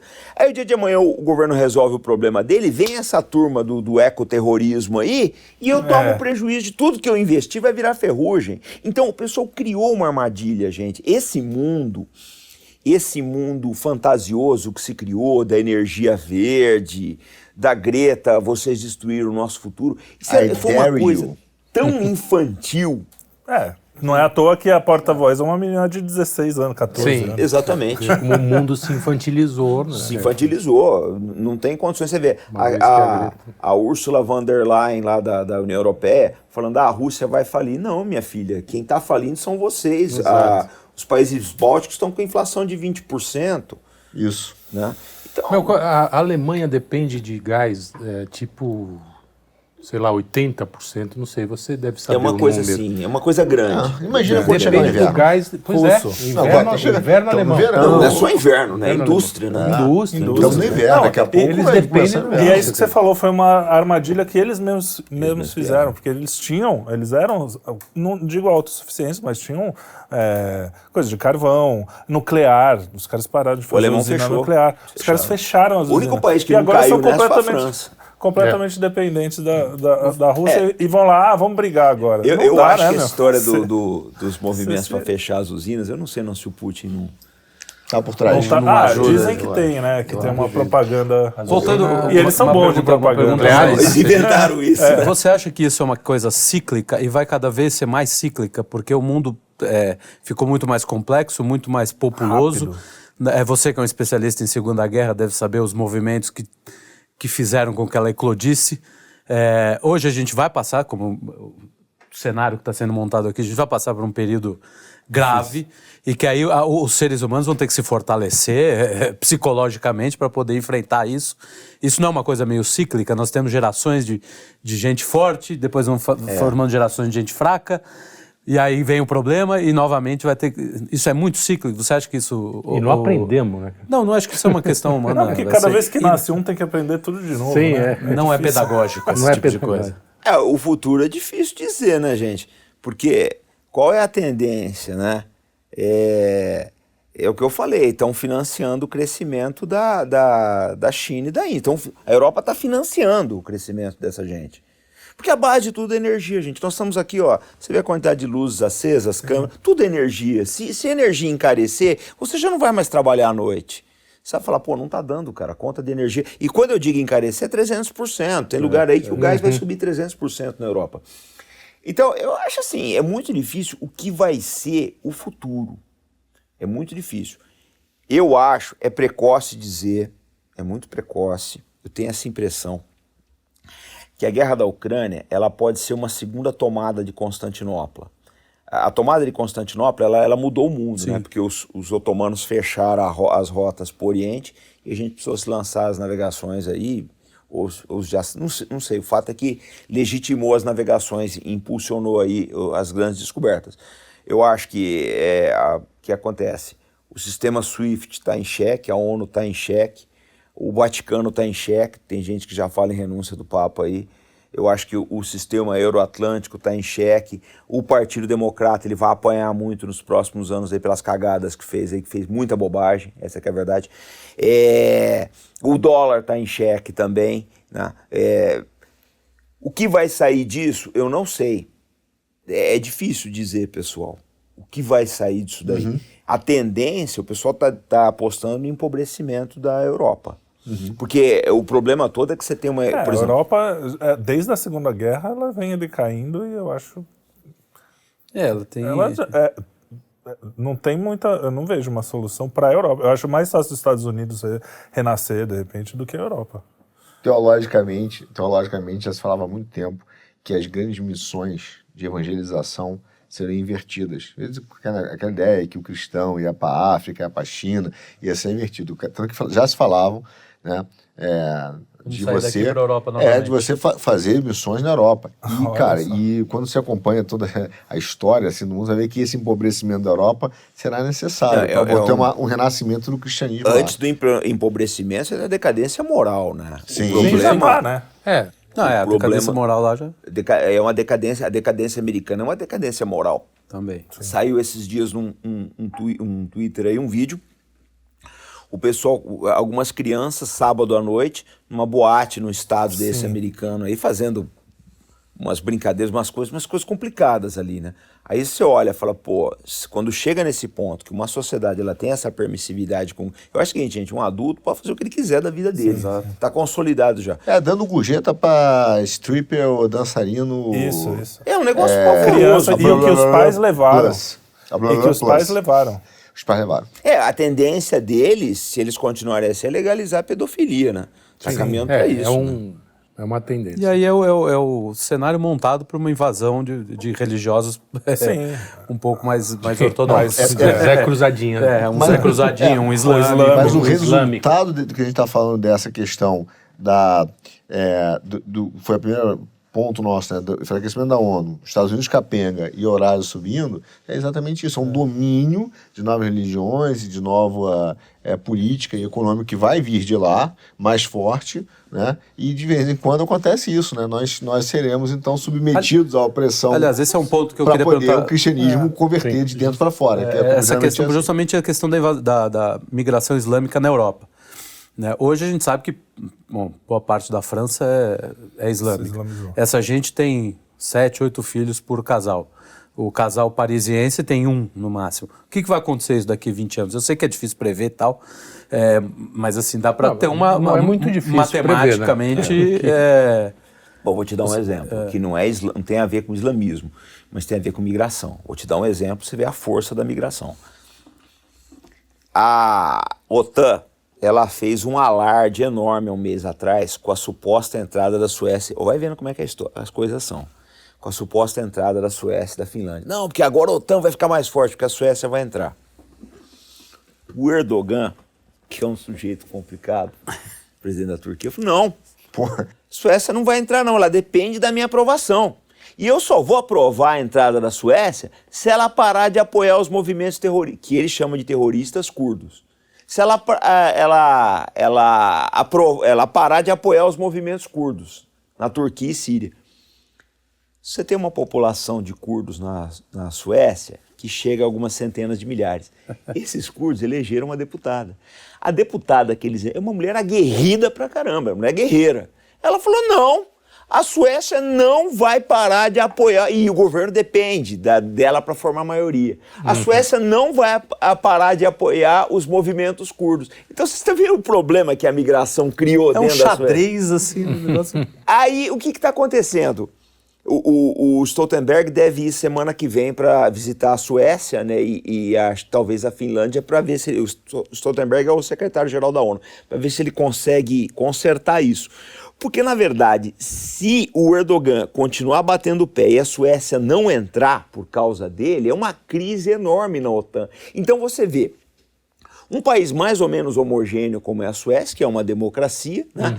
Mas o barulho e o peso dessa comunidade pequena de curdos dentro da Suécia.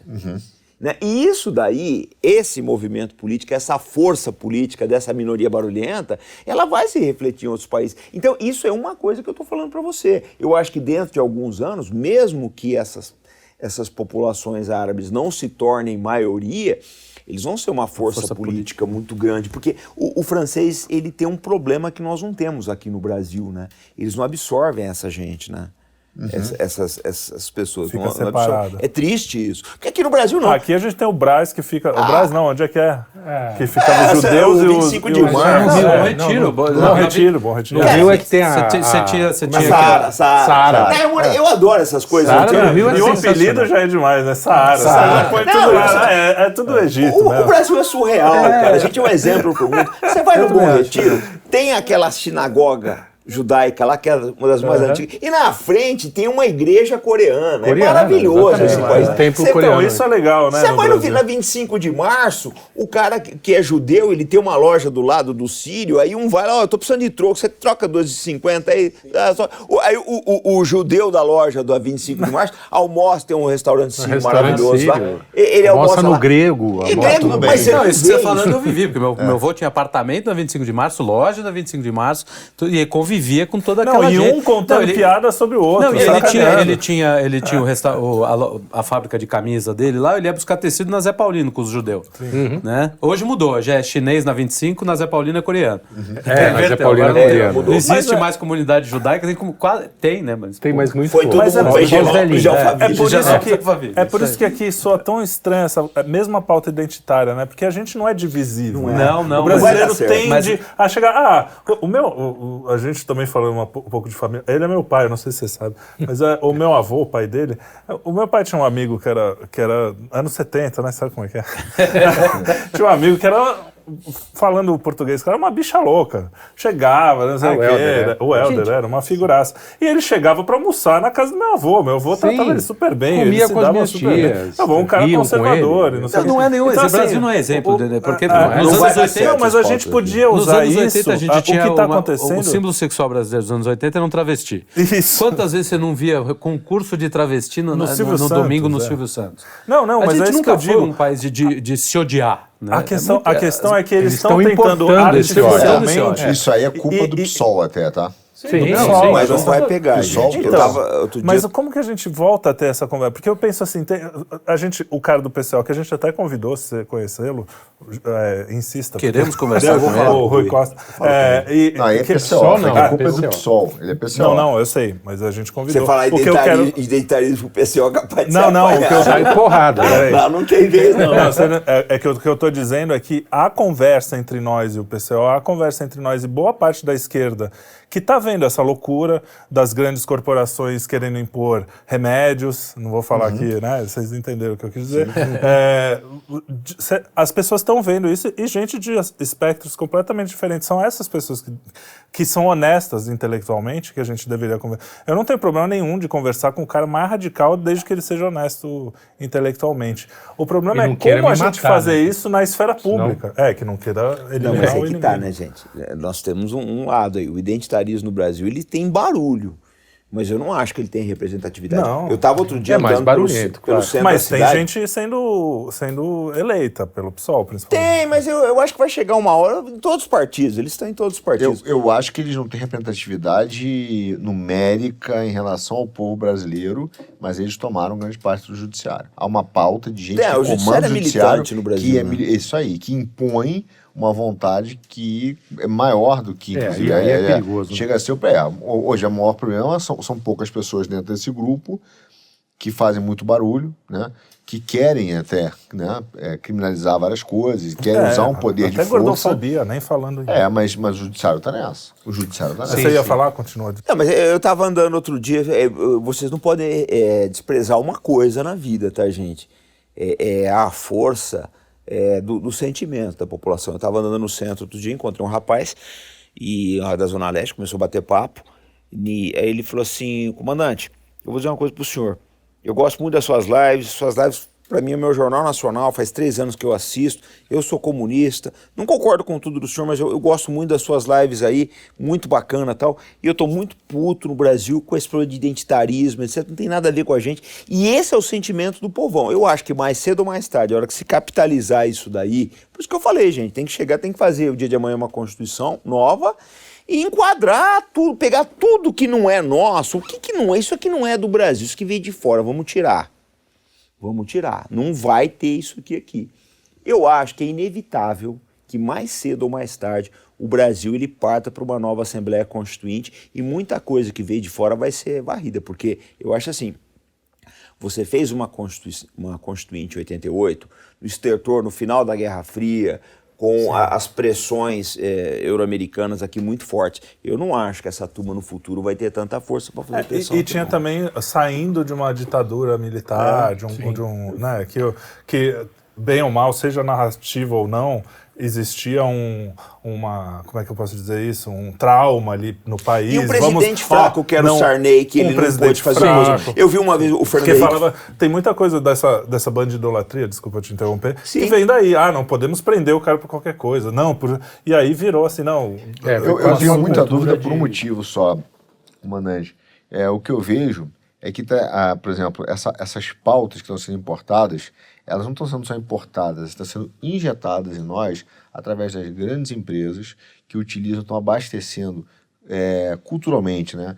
Canais de mídia, como Quebrando o Tabu, eu falo, né? Como Quebrando o Tabu, Mídia Ninja e ONGs, e criando uma ideia cerebral. Porque esses caras fazem um barulhinho, né? O lance é que tá na Globo. Não, a Globo mídia também, ninja, olha só, fazem. Sabe por quê? O cara que lê Mídia Ninja é o roteirista da novela. Esse aqui é o problema. Aí sim. Ele é o roteirista, tá na Globo. Ele é o cara que gera identidade para a pessoa do cara do site que está lá e se identifica. Eles pegam figuras semióticas muito próximas da realidade da população, principalmente de periferia, porque a periferia brasileira o working class, na classe trabalhadora, é realmente conservadora nesse sentido. Ela é ou PCO ou direita, ela não é identitária. Sim, é conservadora mas nesse sentido. eles pegam esse perfil, né, semiótico e estão botando lá. E é massacre. Aí você tem redes, você tem hoje ONGs e instituições, por exemplo, de formação política, que estão patrocinando partidos políticos, patrocinando candidatos identitários, tá? E quando eu digo identitário é de pauta identitária, né? Você tem agora me esqueci, daqui a pouco eu vou me lembrar, mas que é ligado à rede, o partido lá do Randolfo Rodrigues, que tá lá, cara. Você pega, é um monstro. E tem empresas como Natura, tudo patrocinando. Perdemos o patrocinador, mas tá lá patrocinando. Acabamos de perder grana mais um. na veia. E isso, cara, E o Randolfo tá lá falando com o STF, tem toda uma articulação. Sim, por isso que eu sou um pouquinho Não, vem preocupado muito com isso. dinheiro de fora nisso aí, gente. Você pega o NED, que é um braço da CIA, o National Endowment for Democracy, NED, né? O Ned bota dinheiro aqui, Fundação Soros, a Fundação... Open Society. Open Society, né, do Soros, a Fundação Rockefeller, etc. Se você olhar mesmo, se você fizer uma análise aí do que aconteceu no Maidan na Ucrânia em 2013, são as mesmas fundações. Eu estava lendo um livro sobre a Ucrânia, interessantíssimo, e o autor fala o seguinte, é um holandês, que um militante confessou para ele, falou, olha, eu ganhava mais em 15 dias de protesto em Kiev do que trabalhando. Então eu ia para a rua, eu ganhava mais no protesto, né? Que é uma coisa mais tranquila, porque o protesto era o seguinte, você ficava ali no acampamento, ele falou, pessoal, vamos lá, todo mundo, cada um pega uma faixa, um cartaz, vamos lá. Faz um barulhinho lá. Faz um barulhinho e voltava, porque são várias militâncias, a gente não pode achar que todo mundo que estava ali era violento, uma parte era esse pessoal que depois tornou Azov, essas coisas todas, mas uma parte não, é o cara que estava ali para ganhar o dinheiro, ele fala, dá muito mais, agora quem é que estava pagando isso? Os Estados Unidos colocaram mais de 5 bilhões nessas manifestações aí da Ucrânia. Então a gente achar, sinceramente, primeiro que esses movimentos, se tirar o dinheiro, eles morrem.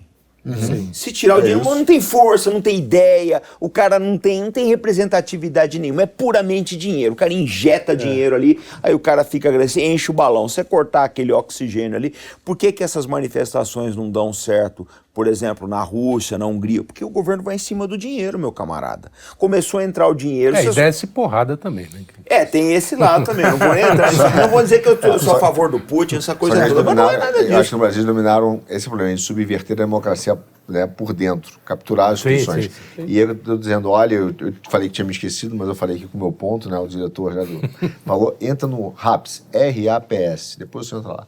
É uma fundação que está ligada a Rodolfo Rodrigues, uma série de políticos em diversos partidos brasileiros, financiado pelas empresas, Natura e outros, bancos aí famosos, né? Ele financia, prepara os caras e eles vão para a política.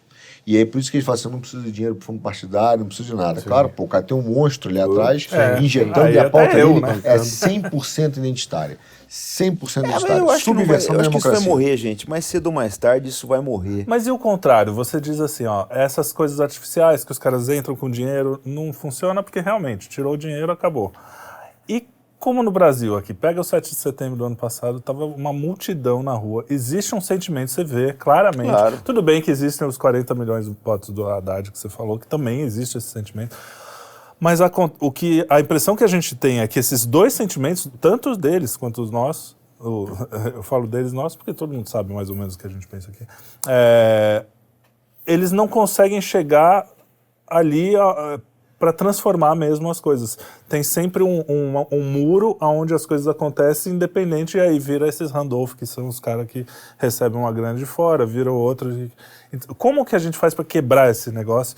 Porque você falou, tem o sentimento geral, o sentimento está aí, mas a gente não consegue ultrapassar para a ação sem ser revolucionária, porque eu não sou a favor da revolução, eu sou a favor de uma ação... Tem que ter conversa, né, gente? O que não pode é deixar esses dois movimentos um saírem na porrada com o outro, que é o que aconteceu na Ucrânia. Olha, eu vou contar, mais porque aí você fala, Ross, por que você está sempre voltando na Ucrânia? Porque a Revolução do Maidan, ela foi um modelo para todas as revoluções coloridas do mundo. Todas. E todas as revoluções coloridas acabaram muito mal. Muito mal. Essas revoluções coloridas que os Estados Unidos patrocinam acabaram muito mal no mundo inteiro. Na Síria está aí 5 milhões de refugiados, 600 mil mortos. A Líbia em guerra civil. A Ucrânia. Sempre acaba mal esse negócio. Então, na verdade, o que o pessoal não entende é o seguinte, por que são feitas essas revoluções coloridas? Por que o Brasil sempre vai ser alvo? Porque, isso dito por um americano, eu vi uma entrevista uma vez fora de série, ele fala uma coisa com a grande verdade. Os Estados Unidos, qual é a filosofia básica? É destruir centros de poder regionais. Porque são uma ameaça à hegemonia deles, e é mesmo. O Brasil, gente, o Brasil bem administrado, né, com investimentos certos, investir na educação desse povo, que o povo é trabalhador pra caramba, isso aqui vira uma segunda China em termos de ser motor econômico. Sem dúvida. Não tem inevitável. E potência agro ainda por cima, né? Sim, alimento, que a China não tem. A China não é, a terra lá não é boa. Não tem. 15%, de 13% a 14% do solo chinês é arável. Então eu acho assim, qual é a ideia? Eles precisam tirar o Brasil de fora do jogo. Como você faz para tirar do jogo? É bem simples, você deixa o país dividido, você bota esses políticos vagabundos aí que a gente cansa de ver aí com essas pautas aí, e o cara vai tocando horror, aí a gente não chega em lugar nenhum. O que eles fizeram com a Ucrânia? Bom, vamos fazer o seguinte, a gente tem que tirar o Yanukovych, tá? Porque ele tinha uma política de conciliação com a Rússia, precisa tirar. Yanukovych has to go. Como é que a gente faz para tirar ele? Olha, não tem jeito, vai ter que ser na base da violência. Armaram quem? Os nazistas. É um fato. Estão querendo branquear o Azov, mas aquilo é nazismo. Se aquilo não for nazismo, eu não sei o que é. Tá? Pinta de nazista, saudação, tatuagem de nazista, culto a personagens. É nazista, meu amigo. Se aquilo não for, desculpa, eu não sei o que é. Eu não sei o que é, então. Então, o que eles fazem? Não, vamos pegar as milícias mais radicais e empoderar esse pessoal, vamos dar dinheiro, e eles vão para cima da polícia. Aí você pega os documentários da época, você vê os caras com retroescavadeira. Sim, o cara dirigindo uma retroescavadeira para ir em cima da Berkut, a polícia de elite da Ucrânia. E eles fizeram o seguinte, foram para cima do dirigente, do Yanukovych, e fizeram ele assinar um documento garantindo que ele não ia usar as Forças Armadas contra os manifestantes. O governo dele caiu. É assim que a coisa funciona. Aí, na sequência, o que você tem? Você destruiu a força do Yanukovych, né? Aí tem aquele áudio famoso da Victoria Nuland, que ela colocou o Artsenyuk no poder, né? Ela brigou para colocar ele em posição-chave. Primeira coisa que ele fez, ele mandou 42 toneladas de ouro da Ucrânia para os Estados Unidos. Então, o jogo é feito, essa divisão toda que existe nas ruas aí, é feito para manter o país nessa polvorosa, enquanto isso você vai roubando. Foi o que fizeram com a Ucrânia. Só que a Ucrânia foi talvez o exemplo acabado de como um país se dá mal depois disso tudo. Ela nunca mais vai recuperar a Crimeia, e talvez nunca mais recupere o Donbás. A Síria perdeu uma parte dela, os Estados Unidos estão ocupando uma parte da Síria e exploram petróleo ali. Sim. Então todo país que deixa chegar nesse ponto, que é a minha luta, não deixar o Brasil chegar nesse ponto da gente se pegar, você perde um pedaço, meu amigo. O comandante, o senhor falou da Ucrânia, eu queria falar de um personagem que se inspira na Ucrânia aqui no Brasil, que para mim é a maior evidência de que as nossas instituições foram corrompidas e estão, na verdade, carcomidas por dentro, da sua grande maioria. E que é o Sérgio Moro. O Moro, eu já tinha uma desconfiança dele, quanto mais ele fala, mais eu me espanto com a reduzida capacidade cognitiva dele. Mas ele veio com uma ideia debaixo do braço, que é a famosa corte anticorrupção esperada na Ucrânia. Né? No limite, isso é o quê? Isso é querer criar um tribunal quase que de recurso em relação à Suprema Corte Brasileira, internacional, envolvendo esses outros participantes internacionais e que, enfim, é o tiro talvez mortal na nossa soberania, né? Que você exporta logo a Corte Penal para o exterior. Agora eu te pergunto, ele veio patrocinado, né, evidentemente com essa ideia e com suporte de uma imprensa brasileira, especificamente o site lá do antagonista, o Diogo Mainardi. Quem é o chefe desses dois caras? Eu não sei. Tem uma entrevista na internet muito boa de uma moça chamada Sara Vivacqua.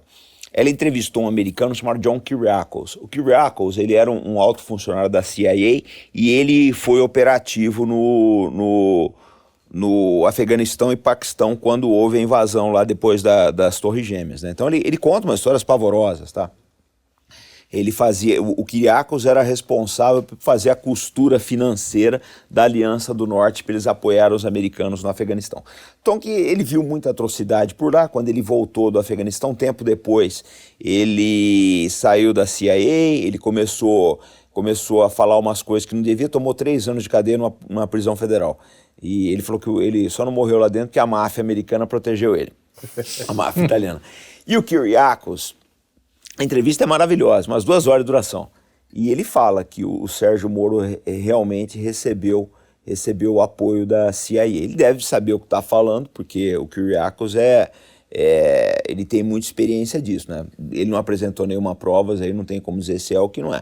Mas eu penso da seguinte forma, eu acho que o senhor Sérgio Moro tinha que ser investigado. Pra gente chegar nesses mandantes aí. Eu acho que tinha que ser investigado, porque esse homem, ele foi o grande responsável por toda essa confusão que está por aí. Porque a gente sabe o seguinte, que a Lava Jato, vamos lá, vai.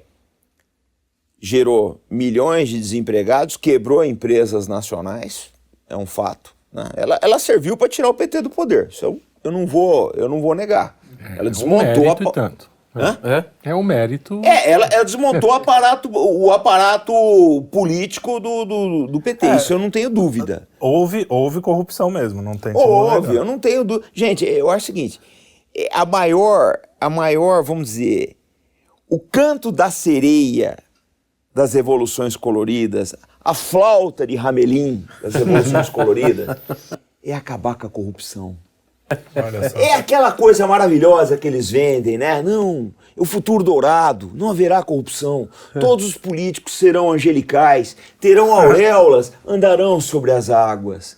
Nunca vai acontecer. O país mais corrupto do mundo chama-se Estados Unidos da América. Eu quero ver desses 53 bilhões de dólares que está indo para a Ucrânia, quanto que vai voltar, tá, para os Estados Unidos para financiar as eleições das midterms agora. Vai entrar tudo na Fundação Clinton, Lógico, da Hillary. cara. Olha, você sabe qual é a empresa que mais tem escândalo de corrupção no mundo? Você sabe qual é a empresa que mais tem escândalo de corrupção no mundo? É a Lockheed americana. Pode procurar aí, quem estiver assistindo, Lockheed Bribery Scandals. Vocês vão ver uma porrada de escândalos da Lockheed. Pergunta se o governo americano fechou ela. Nunca fechou. Nunca fechou. Não é louco de fazer isso. Então, só aqui no Brasil que a gente fez, você chega à conclusão que a Lava Jato foi feita para quebrar empresas, cara.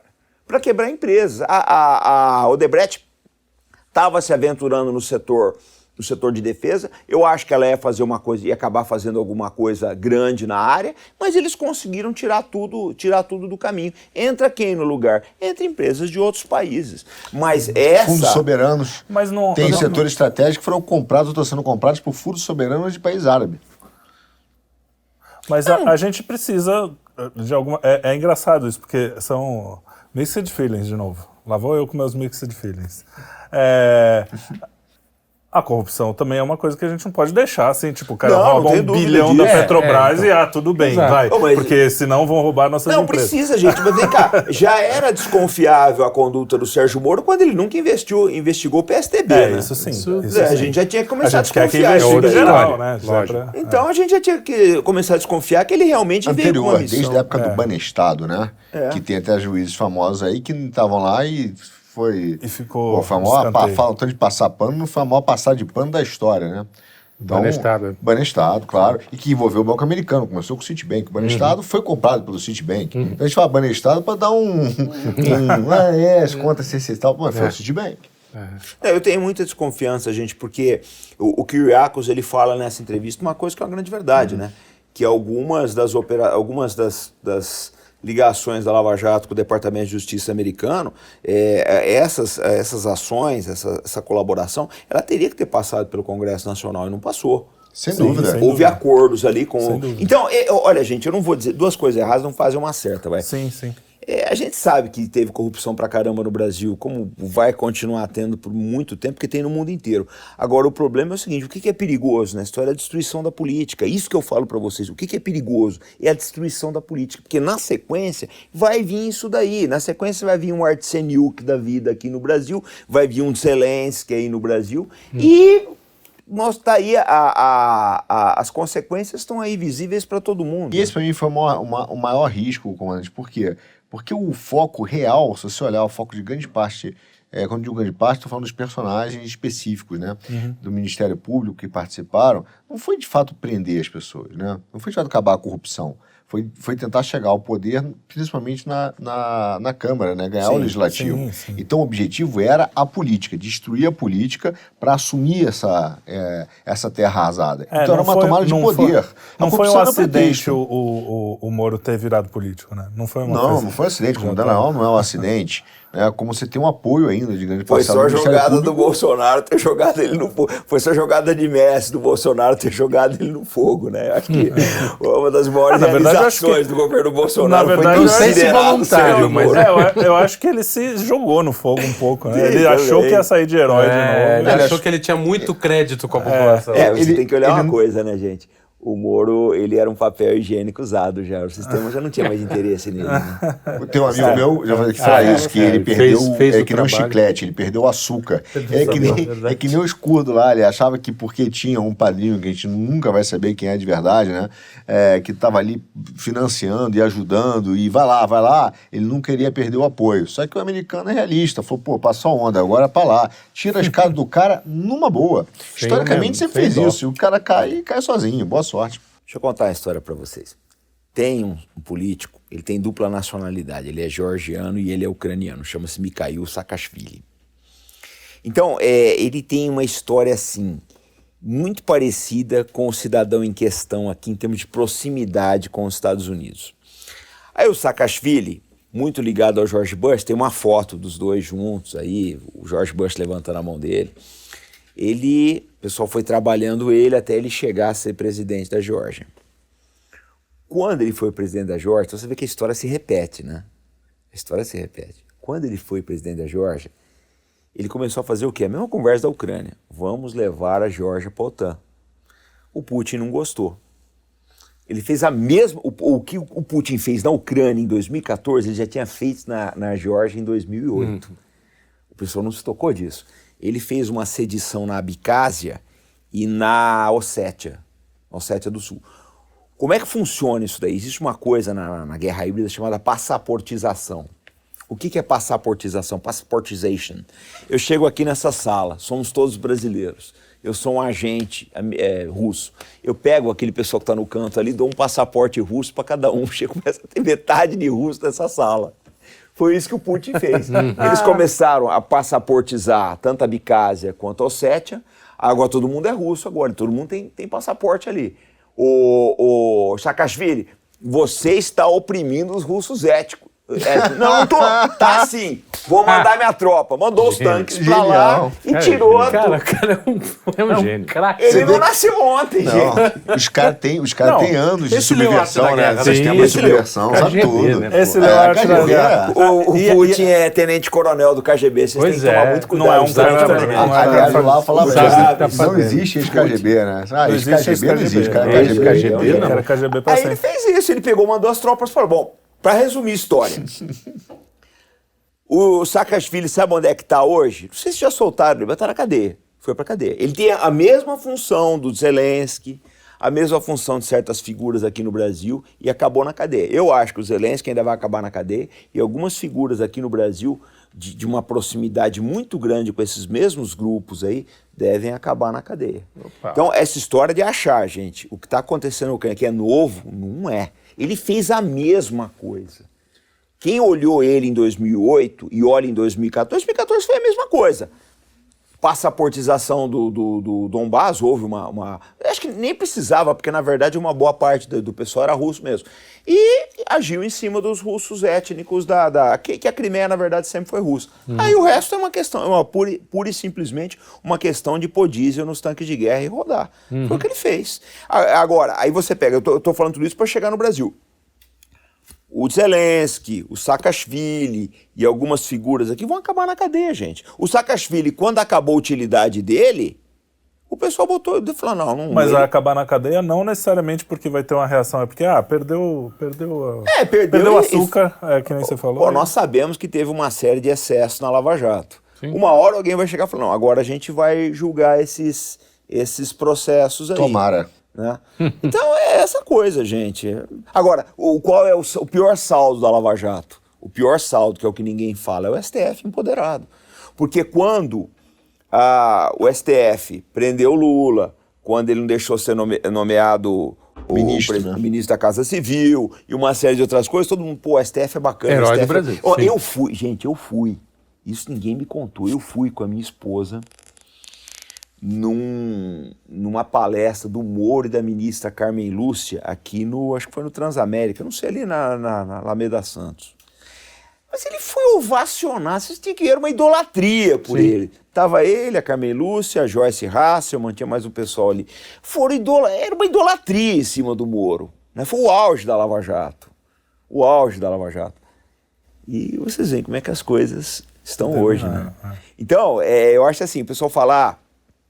O grande prejuízo da Lava Jato, além da quebra de empresas nacionais, foi deixar o STF desse tamanho, né? Porque agora, para tirar ele dali, pessoal... Porque aqueles erros agora estão sendo repetidos e não dá para falar que Não dá. aquela hora aplaudiu porque era contra alguém que você queria. O nosso grande erro nessa caminhada, né, foram o momento que certas cláusulas constitucionais não foram respeitadas e foram aplaudidas. Esse exemplo clássico de uma nomeação do presidente da República, que é, né, uma prerrogativa exclusiva dele de nomear um ministro, por exemplo, o STF ali brecou e todo mundo, não sei o quê. Aí veio o delegado lá do Bolsonaro. Do Bolsonaro aconteceu a mesma coisa. Aí fala, pô, então é o seguinte, isso é uma realidade. Quando Ou você seja, começa... os fins nunca justificam os meios, porque você sempre vai se ferrar no futuro. Tem um limite, né? Né? É o problema. Quantos caras você viu hoje que eram contra, falavam que o devido processo legal era apenas um formalismo, e agora tá gritando, mas o meu devido processo legal, eu não tenho acesso ao inquérito. São os mesmos que falaram, cara, que devido processo legal não é besteira, né? Então você teve a mesma estrutura, só que agora mudou o vento, né? A gente não percebeu para onde as coisas estavam indo, né, pessoal? É muito difícil agora rever. Eu mesmo aplaudi muita coisa errada. Mas muito bem feito, cara. Nós votamos no Aécio. Eu não. a Eu guerra- votei, pior que eu votei. Claro que Contra Lava a Jato. Dilma eu votei. Foi a operação de desestabilização, na minha opinião, que é uma operação de desestabilização contra um país mesmo, mais bem feita da história até hoje.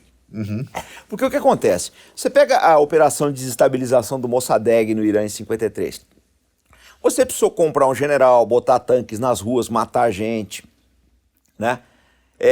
Você pega a desestabilização que houve na Ucrânia na mesma época, olha quanta gente, só de policiais, essas milícias nazistas mataram acho que entre 100 e 300 policiais. Mais de 300 mil armas sumiram na Ucrânia naquele... Foi violentíssimo, gente. Aqui foi sem um tiro, né? Aqui não teve um tiro, não morreu ninguém. É porque você vê a nossa democracia é muito frágil. Eu digo, quando fala, pô, o Brasil tem instituições democráticas, não esquece. É um peteleco para você desestabilizar o Brasil, cara. Sim. Ao mesmo tempo, Peteleco. a gente tem... Não é tão fácil assim, né? É engraçado essas coisas, porque a gente já falou, inclusive, no programa, que o Brasil tem as instituições são permeáveis, vamos dizer assim, mas elas são difíceis de derrubar, né? Você vê como é para você fazer um impeachment do ministro. Cara, o STF sim, a Suprema Corte Brasileira, talvez seja... Talvez não. Ela é a corte que tem mais poder no mundo. Não tem nenhuma Suprema Corte que tem o poder que a nossa Suprema Corte tem. Ao mesmo tempo... E tem que ter, hein, pessoal? Não é. ninguém aqui tá falando mal. Eu acho que tem pouco até. Inclusive uma salva de palmas. Não, mas não é só aqui não. Agora, o STF da Colômbia mandou prender o presidente. Sim, o Jacob Zuma da África do Sul também foi preso pela Suprema Corte, gente. Mas elas, não é que elas não são poder, todas são. A do Brasil tá... Gente, mas não é. Eu acho que isso daí é um instrumento, vamos dizer, existe um interesse grande, grandes corporações para levar isso daí nessa direção. Sim, porque sim. você dirige um país com 11 pessoas. Perfeito. 11 não, porque tem a decisão monocrática. Sim, Uma pessoa dirige um país. Para que você vai gastar? Quanto é que custa a eleição de um presidente, gente? É 1 bilhão, é muito caro. Não dá, é mais fácil você chegar, depois que você coloca, você consegue aparelhar uma Suprema Corte, ou você consegue direcionar ela, você faz o que você quer. Prender o ex-presidente da África do Sul dessa forma. O Jacob Zuma agora mandaram prender o presidente da Colômbia, não sei que... O Zelaya não foi uma coisa meio parecida, assim? Foi. Foi. Mas o Zelaya também, disso? de O Honduras. que eu acho no Brasil, Trélio, assim, talvez a grande sacada do Bolsonaro foi perceber quem era o Moro. Tá? Foi. E ter reduzido o tamanho do Moro na hora certa. Entendeu? E ele percebeu bem. Foi a grande sacada. O Bolsonaro salvou o Brasil 2 vezes, tá? Percebeu o Moro, falou, esse cara aqui, mas por quê? E também, talvez, o grande erro, né, que salvou a nossa democracia foi um ataque indireto à Suprema Corte. Porque se você deixar a Suprema Corte, o judiciário quieto, né, o Moro ali o ministro, tocando a vida, se não tivesse se antecipado e cometido alguns erros políticos, Cara, talvez em 2026 a gente não sabe. Talvez ele fosse candidato a presidente. Talvez agora, numa eleição agora, os procuradores tivessem um sucesso enorme em entrar no legislativo. Eu lembro do Silvio Santos falando entendeu? isso. O Silvio Santos falou, não, o meu sonho, presidente, seria o senhor 8 anos, depois 8 anos de Sérgio Moro. Silvio Santos.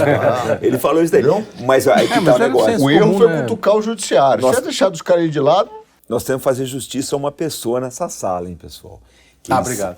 Sempre deu alerta sobre quem era o Gilmar Mendes. Gilmar, sim. O Gilmar Mendes. Pô, eu lembro que na época eu falei brigão, o Gilmar, não sei o quê. Mas ele estava certo. Ele foi uma das primeiras pessoas Incrível, né? que colocou o dedo na ferida. Né? Então você vê, eu tenho uma frase, é triste essa frase, cara, eu não gosto de falar ela, mas eu sempre uso. No Brasil, todas as vezes que você dá razão pra alguém, levam a sua. Puta, É triste, É verdade, é verdade. Eu adoro esse país. Mas, ó, a gente... É bom... Quando eu falo que a gente é honesto, é assim, você errei. A gente aplaudiu o cara, erramos, tudo bem. erramos, A vida é ele isso deu mesmo, é alerta, você né? rever os seus próprios, né? A gente, infelizmente, a gente já passou do tempo aqui. E vocês. a conversa é muito boa. Eu entendo agora porque seus podcasts têm 4 horas, 5 são as Sobre entrevistas. O meu não, o meu só tem 1 hora. Live minha é 1 hora de duração. Mas o pessoal convida. Aí gente, eu não sei, eu acho assim, eu procuro ser muito, muito gentil, muito afável, muito amável com as pessoas. O pessoal vê o dragão lá na tela. Não é isso. A gente trata bem todo mundo. Então o cara fala, eu preciso fazer um podcast de 5 horas. Vamos fazer, cara. A gente faz, vamos.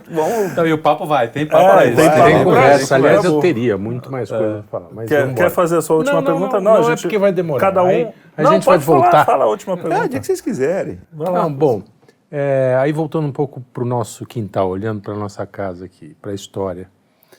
Você teve no Exército, não é isso? Começou no Exército, foi piloto, só que não foi da Aeronáutica. Não. Tá. E depois foi para a Marinha, ou seja, você tem uma... Terra Mariar. Terra Mariar. Alguma coisinha. Terra Mariar. Não tentei fazer isso em casa. Tá? E nós tivemos ou seja, você é um militar, né, de carreira, agora aposentado, não é aposentado, É reserva. reserva. E provavelmente acompanhou o regime militar no Brasil. Eu era muito novo, mas eu peguei coisas. Vi Você coisas... provavelmente é mais novo que eu. Então, você acha, assim, olhando de longe, que eles fizeram um bom trabalho? Ou acho que eles fez o deixaram, possível. ou deixaram espaço para o que está acontecendo hoje? Não, eu acho o seguinte, a única coisa que eu condeno daquela época em termos de desenvolvimentismo é que os militares não entregaram o Brasil como uma potência nuclear, deveriam ter feito isso. Eu acho que esse foi um erro. Mas de resto... O Geisel foi no governo Geisel, né? Foi. As usinas lá de Angra e tal. Sim. E isso foi brecado no próprio governo militar, não? Não, foi brecado, começa a ser brecado no governo Collor. Do governo Collor e depois, eu falo sempre que é a tríade, né? O Collor fecha a base do cachimbo, que na verdade teve um efeito simbólico. Em termos práticos é pouca coisa, mas o efeito simbólico foi enorme. Ele joga pra lá, né? Não tem negócio Exatamente. Antes desse, o Ulisses já tinha colocado aquela cláusula idiota na Constituição lá de usar armas nucleares, energia nuclear só para fins pacíficos, não sei onde ele estava com a cabeça para colocar esse negócio. E tem gente que acha que o Ulisses é estadista, eu não acho. E... A gente não sabe até hoje onde ele tá com a cabeça. Exato. Tem Foi esse um lado negro, também. desculpa, pessoal. Tem esse lado também. Essa foi infame. Essa foi infame. Mas, e outra, foi o... Bolachas um dia. O Fernando Henrique Cardoso, né? Não seja de quinta aí. O Fernando Henrique Cardoso foi o Cardoso. pior deles, porque ele assinou o Tratado de Não Proliferação de Armas Nucleares. Foi o pior deles, na minha opinião. Eu acho o seguinte, o Fernando Henrique Cardoso, ele tem uma obra, eu não tenho dúvida disso aí, em termos de estabilização econômica do Brasil, não dá para negar, não vamos tirar esse mérito dele, né? Porque a gente tem que ser justo.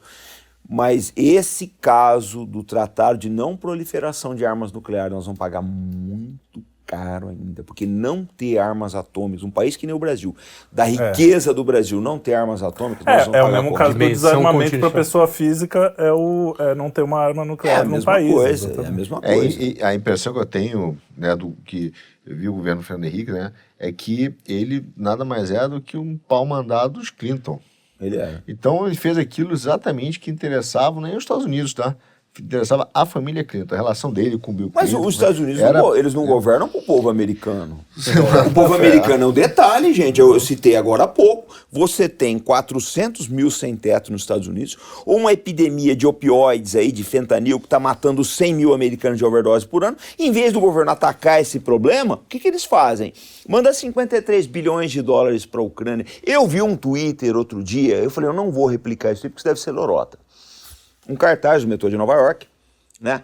Não se sinta envergonhada por estar usando. Você viu isso aí? É pavoroso, é um remédio. Por estar que usando ópio ou sei lá o quê. Droga. Exatamente. Eu falei, eu não vou colocar, isso deve ser mentira. Depois confirmaram, eu falei, então eu vou retweetar isso daqui. Quer dizer, um governo que estimula isso daí não está preocupado com o povo. O mínimo gente. que você tem que ter é vergonha, né? Mínimo, Mesmo que o cara estimula... Não, você tem que ser tratado, é um fato. O Rogério Nitablian, ele fala uma coisa que é uma grande verdade, que os Estados Unidos são hoje a maior nação ocupada do mundo. É uma verdade. Não é em cima dos interesses americanos, nunca foi em cima dos interesses dos Estados Unidos. Porque se você pegar, vamos pegar uma guerra dos Estados Unidos que eu considero uma guerra inevitável. Foi a guerra do Afeganistão, em virtude do que aconteceu com as Torres Gêmeas. Não tinha o que fazer. Sim. Mas o que o Iraque tem a ver com isso? Qual o benefício para o povo americano? Nenhum. Última pergunta, meu querido Arthur. Eu queria perguntar o seguinte, o senhor como um verdadeiro patriota, porque você viu nas Forças Armadas, de verdade, as 3, né? Sim. As 3. Você viu em duas. Duas. Mas tem bons amigos na FAB. Tem bons amigos na FAB. Eu creio que nós vivenciamos, na última década, um renascimento do sentimento patriótico brasileiro, que não pelo futebol, né? Não pelo Ronaldinho, o Romário e o Bebeto, mas realmente a vontade, o orgulho de ser brasileiro. Para os jovens, como a gente mantém essa onda do sentimento de amar o Brasil e mantê-lo, né, nacionalista? Primeiro a gente tem que falar para o jovem o quanto é importante ter esse país, o quanto é bonito, e a herança que nós recebemos. Gente, é um país enorme, maravilhoso, clima fora de série. Eu gosto muito de andar a pé em São Paulo, adoro isso daqui, adoro andar. Quanto mais quente, tá, mais eu gosto. E você fica olhando e fala, pô, mas que país maravilhoso, cara, que gente bacana, por quanta coisa. Olha, se você precisa de petróleo, você tem. Você tem uma agricultura fora de série, você tem grandes reservas de água aqui, você tem gás, você tem tudo que você pode precisar. Eu acho que nós recebemos uma herança maravilhosa dos portugueses. E outro, o mais importante disso, gente, do Oiapoque ao Chuí, você fala a mesma língua. Você não tem radicalismo político no Brasil, você não tem sectarismo religioso. Nós conversamos aqui agora sobre a 25 de março, que eu acho um barato essa coisa, um barato, essa convivência de armênio com árabe, com sírio, sírio árabe, com sírio, com libanês, com judeu. É lindo isso, é maravilhoso. Eu acho que a gente tem que preservar isso agora. Não adianta você chegar. Você fala pro jovem que o Brasil nunca vai dar certo, ele vai crescer acreditando. Eu mesmo, durante uma época na vida, eu recebi essas influências. Agora, eu acho que está mudando numa coisa. Eu vejo muito... O Kim Paim outro dia falou para mim, né? A gente fez uma live junto, ele falou, Robson, mandou depois a foto, encomendei umas bandeirinhas aqui, tô usando aqui, lá na Austrália e tal. Eu falei, pô, Kim, bacana pra caramba, porque você é um símbolo. Você é um influenciador de muita força no Brasil. Então eu acho que à medida que a gente começa a usar a bandeira do Brasil, que a gente bota a bandeira em casa, que a gente fala de valores brasileiros, que a gente acredita nisso tudo, a gente vai construir uma geração mais autoconfiante. O que falta nessa geração é confiança. Confiança em si mesmo, confiança no destino do país. Não adianta, gente. Você não vai zelar por aquilo que você não ama. E por uma coisa ser amada, por um país ser amado, ele tem que ser cativado. Esse amor tem que ser regado todos os dias, tem que ser cultivado para que a gente construa uma árvore muito grande, muito sólida, que vai deixar frutos para a geração que está vindo aí. É isso. Depois Carlão. desse discurso, eu só agradeço a sua presença. Muito obrigado, foi um papo maravilhoso. Temos que fazer um programa especial só sobre Segunda Guerra. Pra você falar só de Segunda Guerra. Opa, isso Agora é eu tô mais à vontade, gente. Eu tenho muita vontade de saber mais O sobre dia que vocês Segunda Guerra. quiserem, só marcar aí, a gente se acerta. Agora eu falei para minha esposa hoje, eu cheguei de Brasília na hora do almoço, pô, e aí já emendei aqui, falei, eu vou dar uma solecada agora na agenda, mas vocês são prioridades. O dia que vocês Que quiserem fazer bom, outra, que gente. bom. Muito obrigado. Feliz. A gente Que faz. honra. Então é isso, poxa, valeu mesmo. E a minha última pergunta é a seguinte. O que você falaria para o presidente? Você estava falando, a democracia morreu e tal, mas vivemos numa democracia. Tem um conselho que você poderia dar assim, ó, que a gente pode fazer para melhorar tudo isso que a gente estava falando? Para um presidente, para um não presidente, precisa ser o... pode ser o Bolsonaro, mas pode ser... para quem quem sou eu estiver, para dar tá? conselho pelo presidente, gente? Eu acho o seguinte, eu falo sempre esse negócio. Eu tenho um respeito muito grande por todos os presidentes da República, eu sei que não é fácil.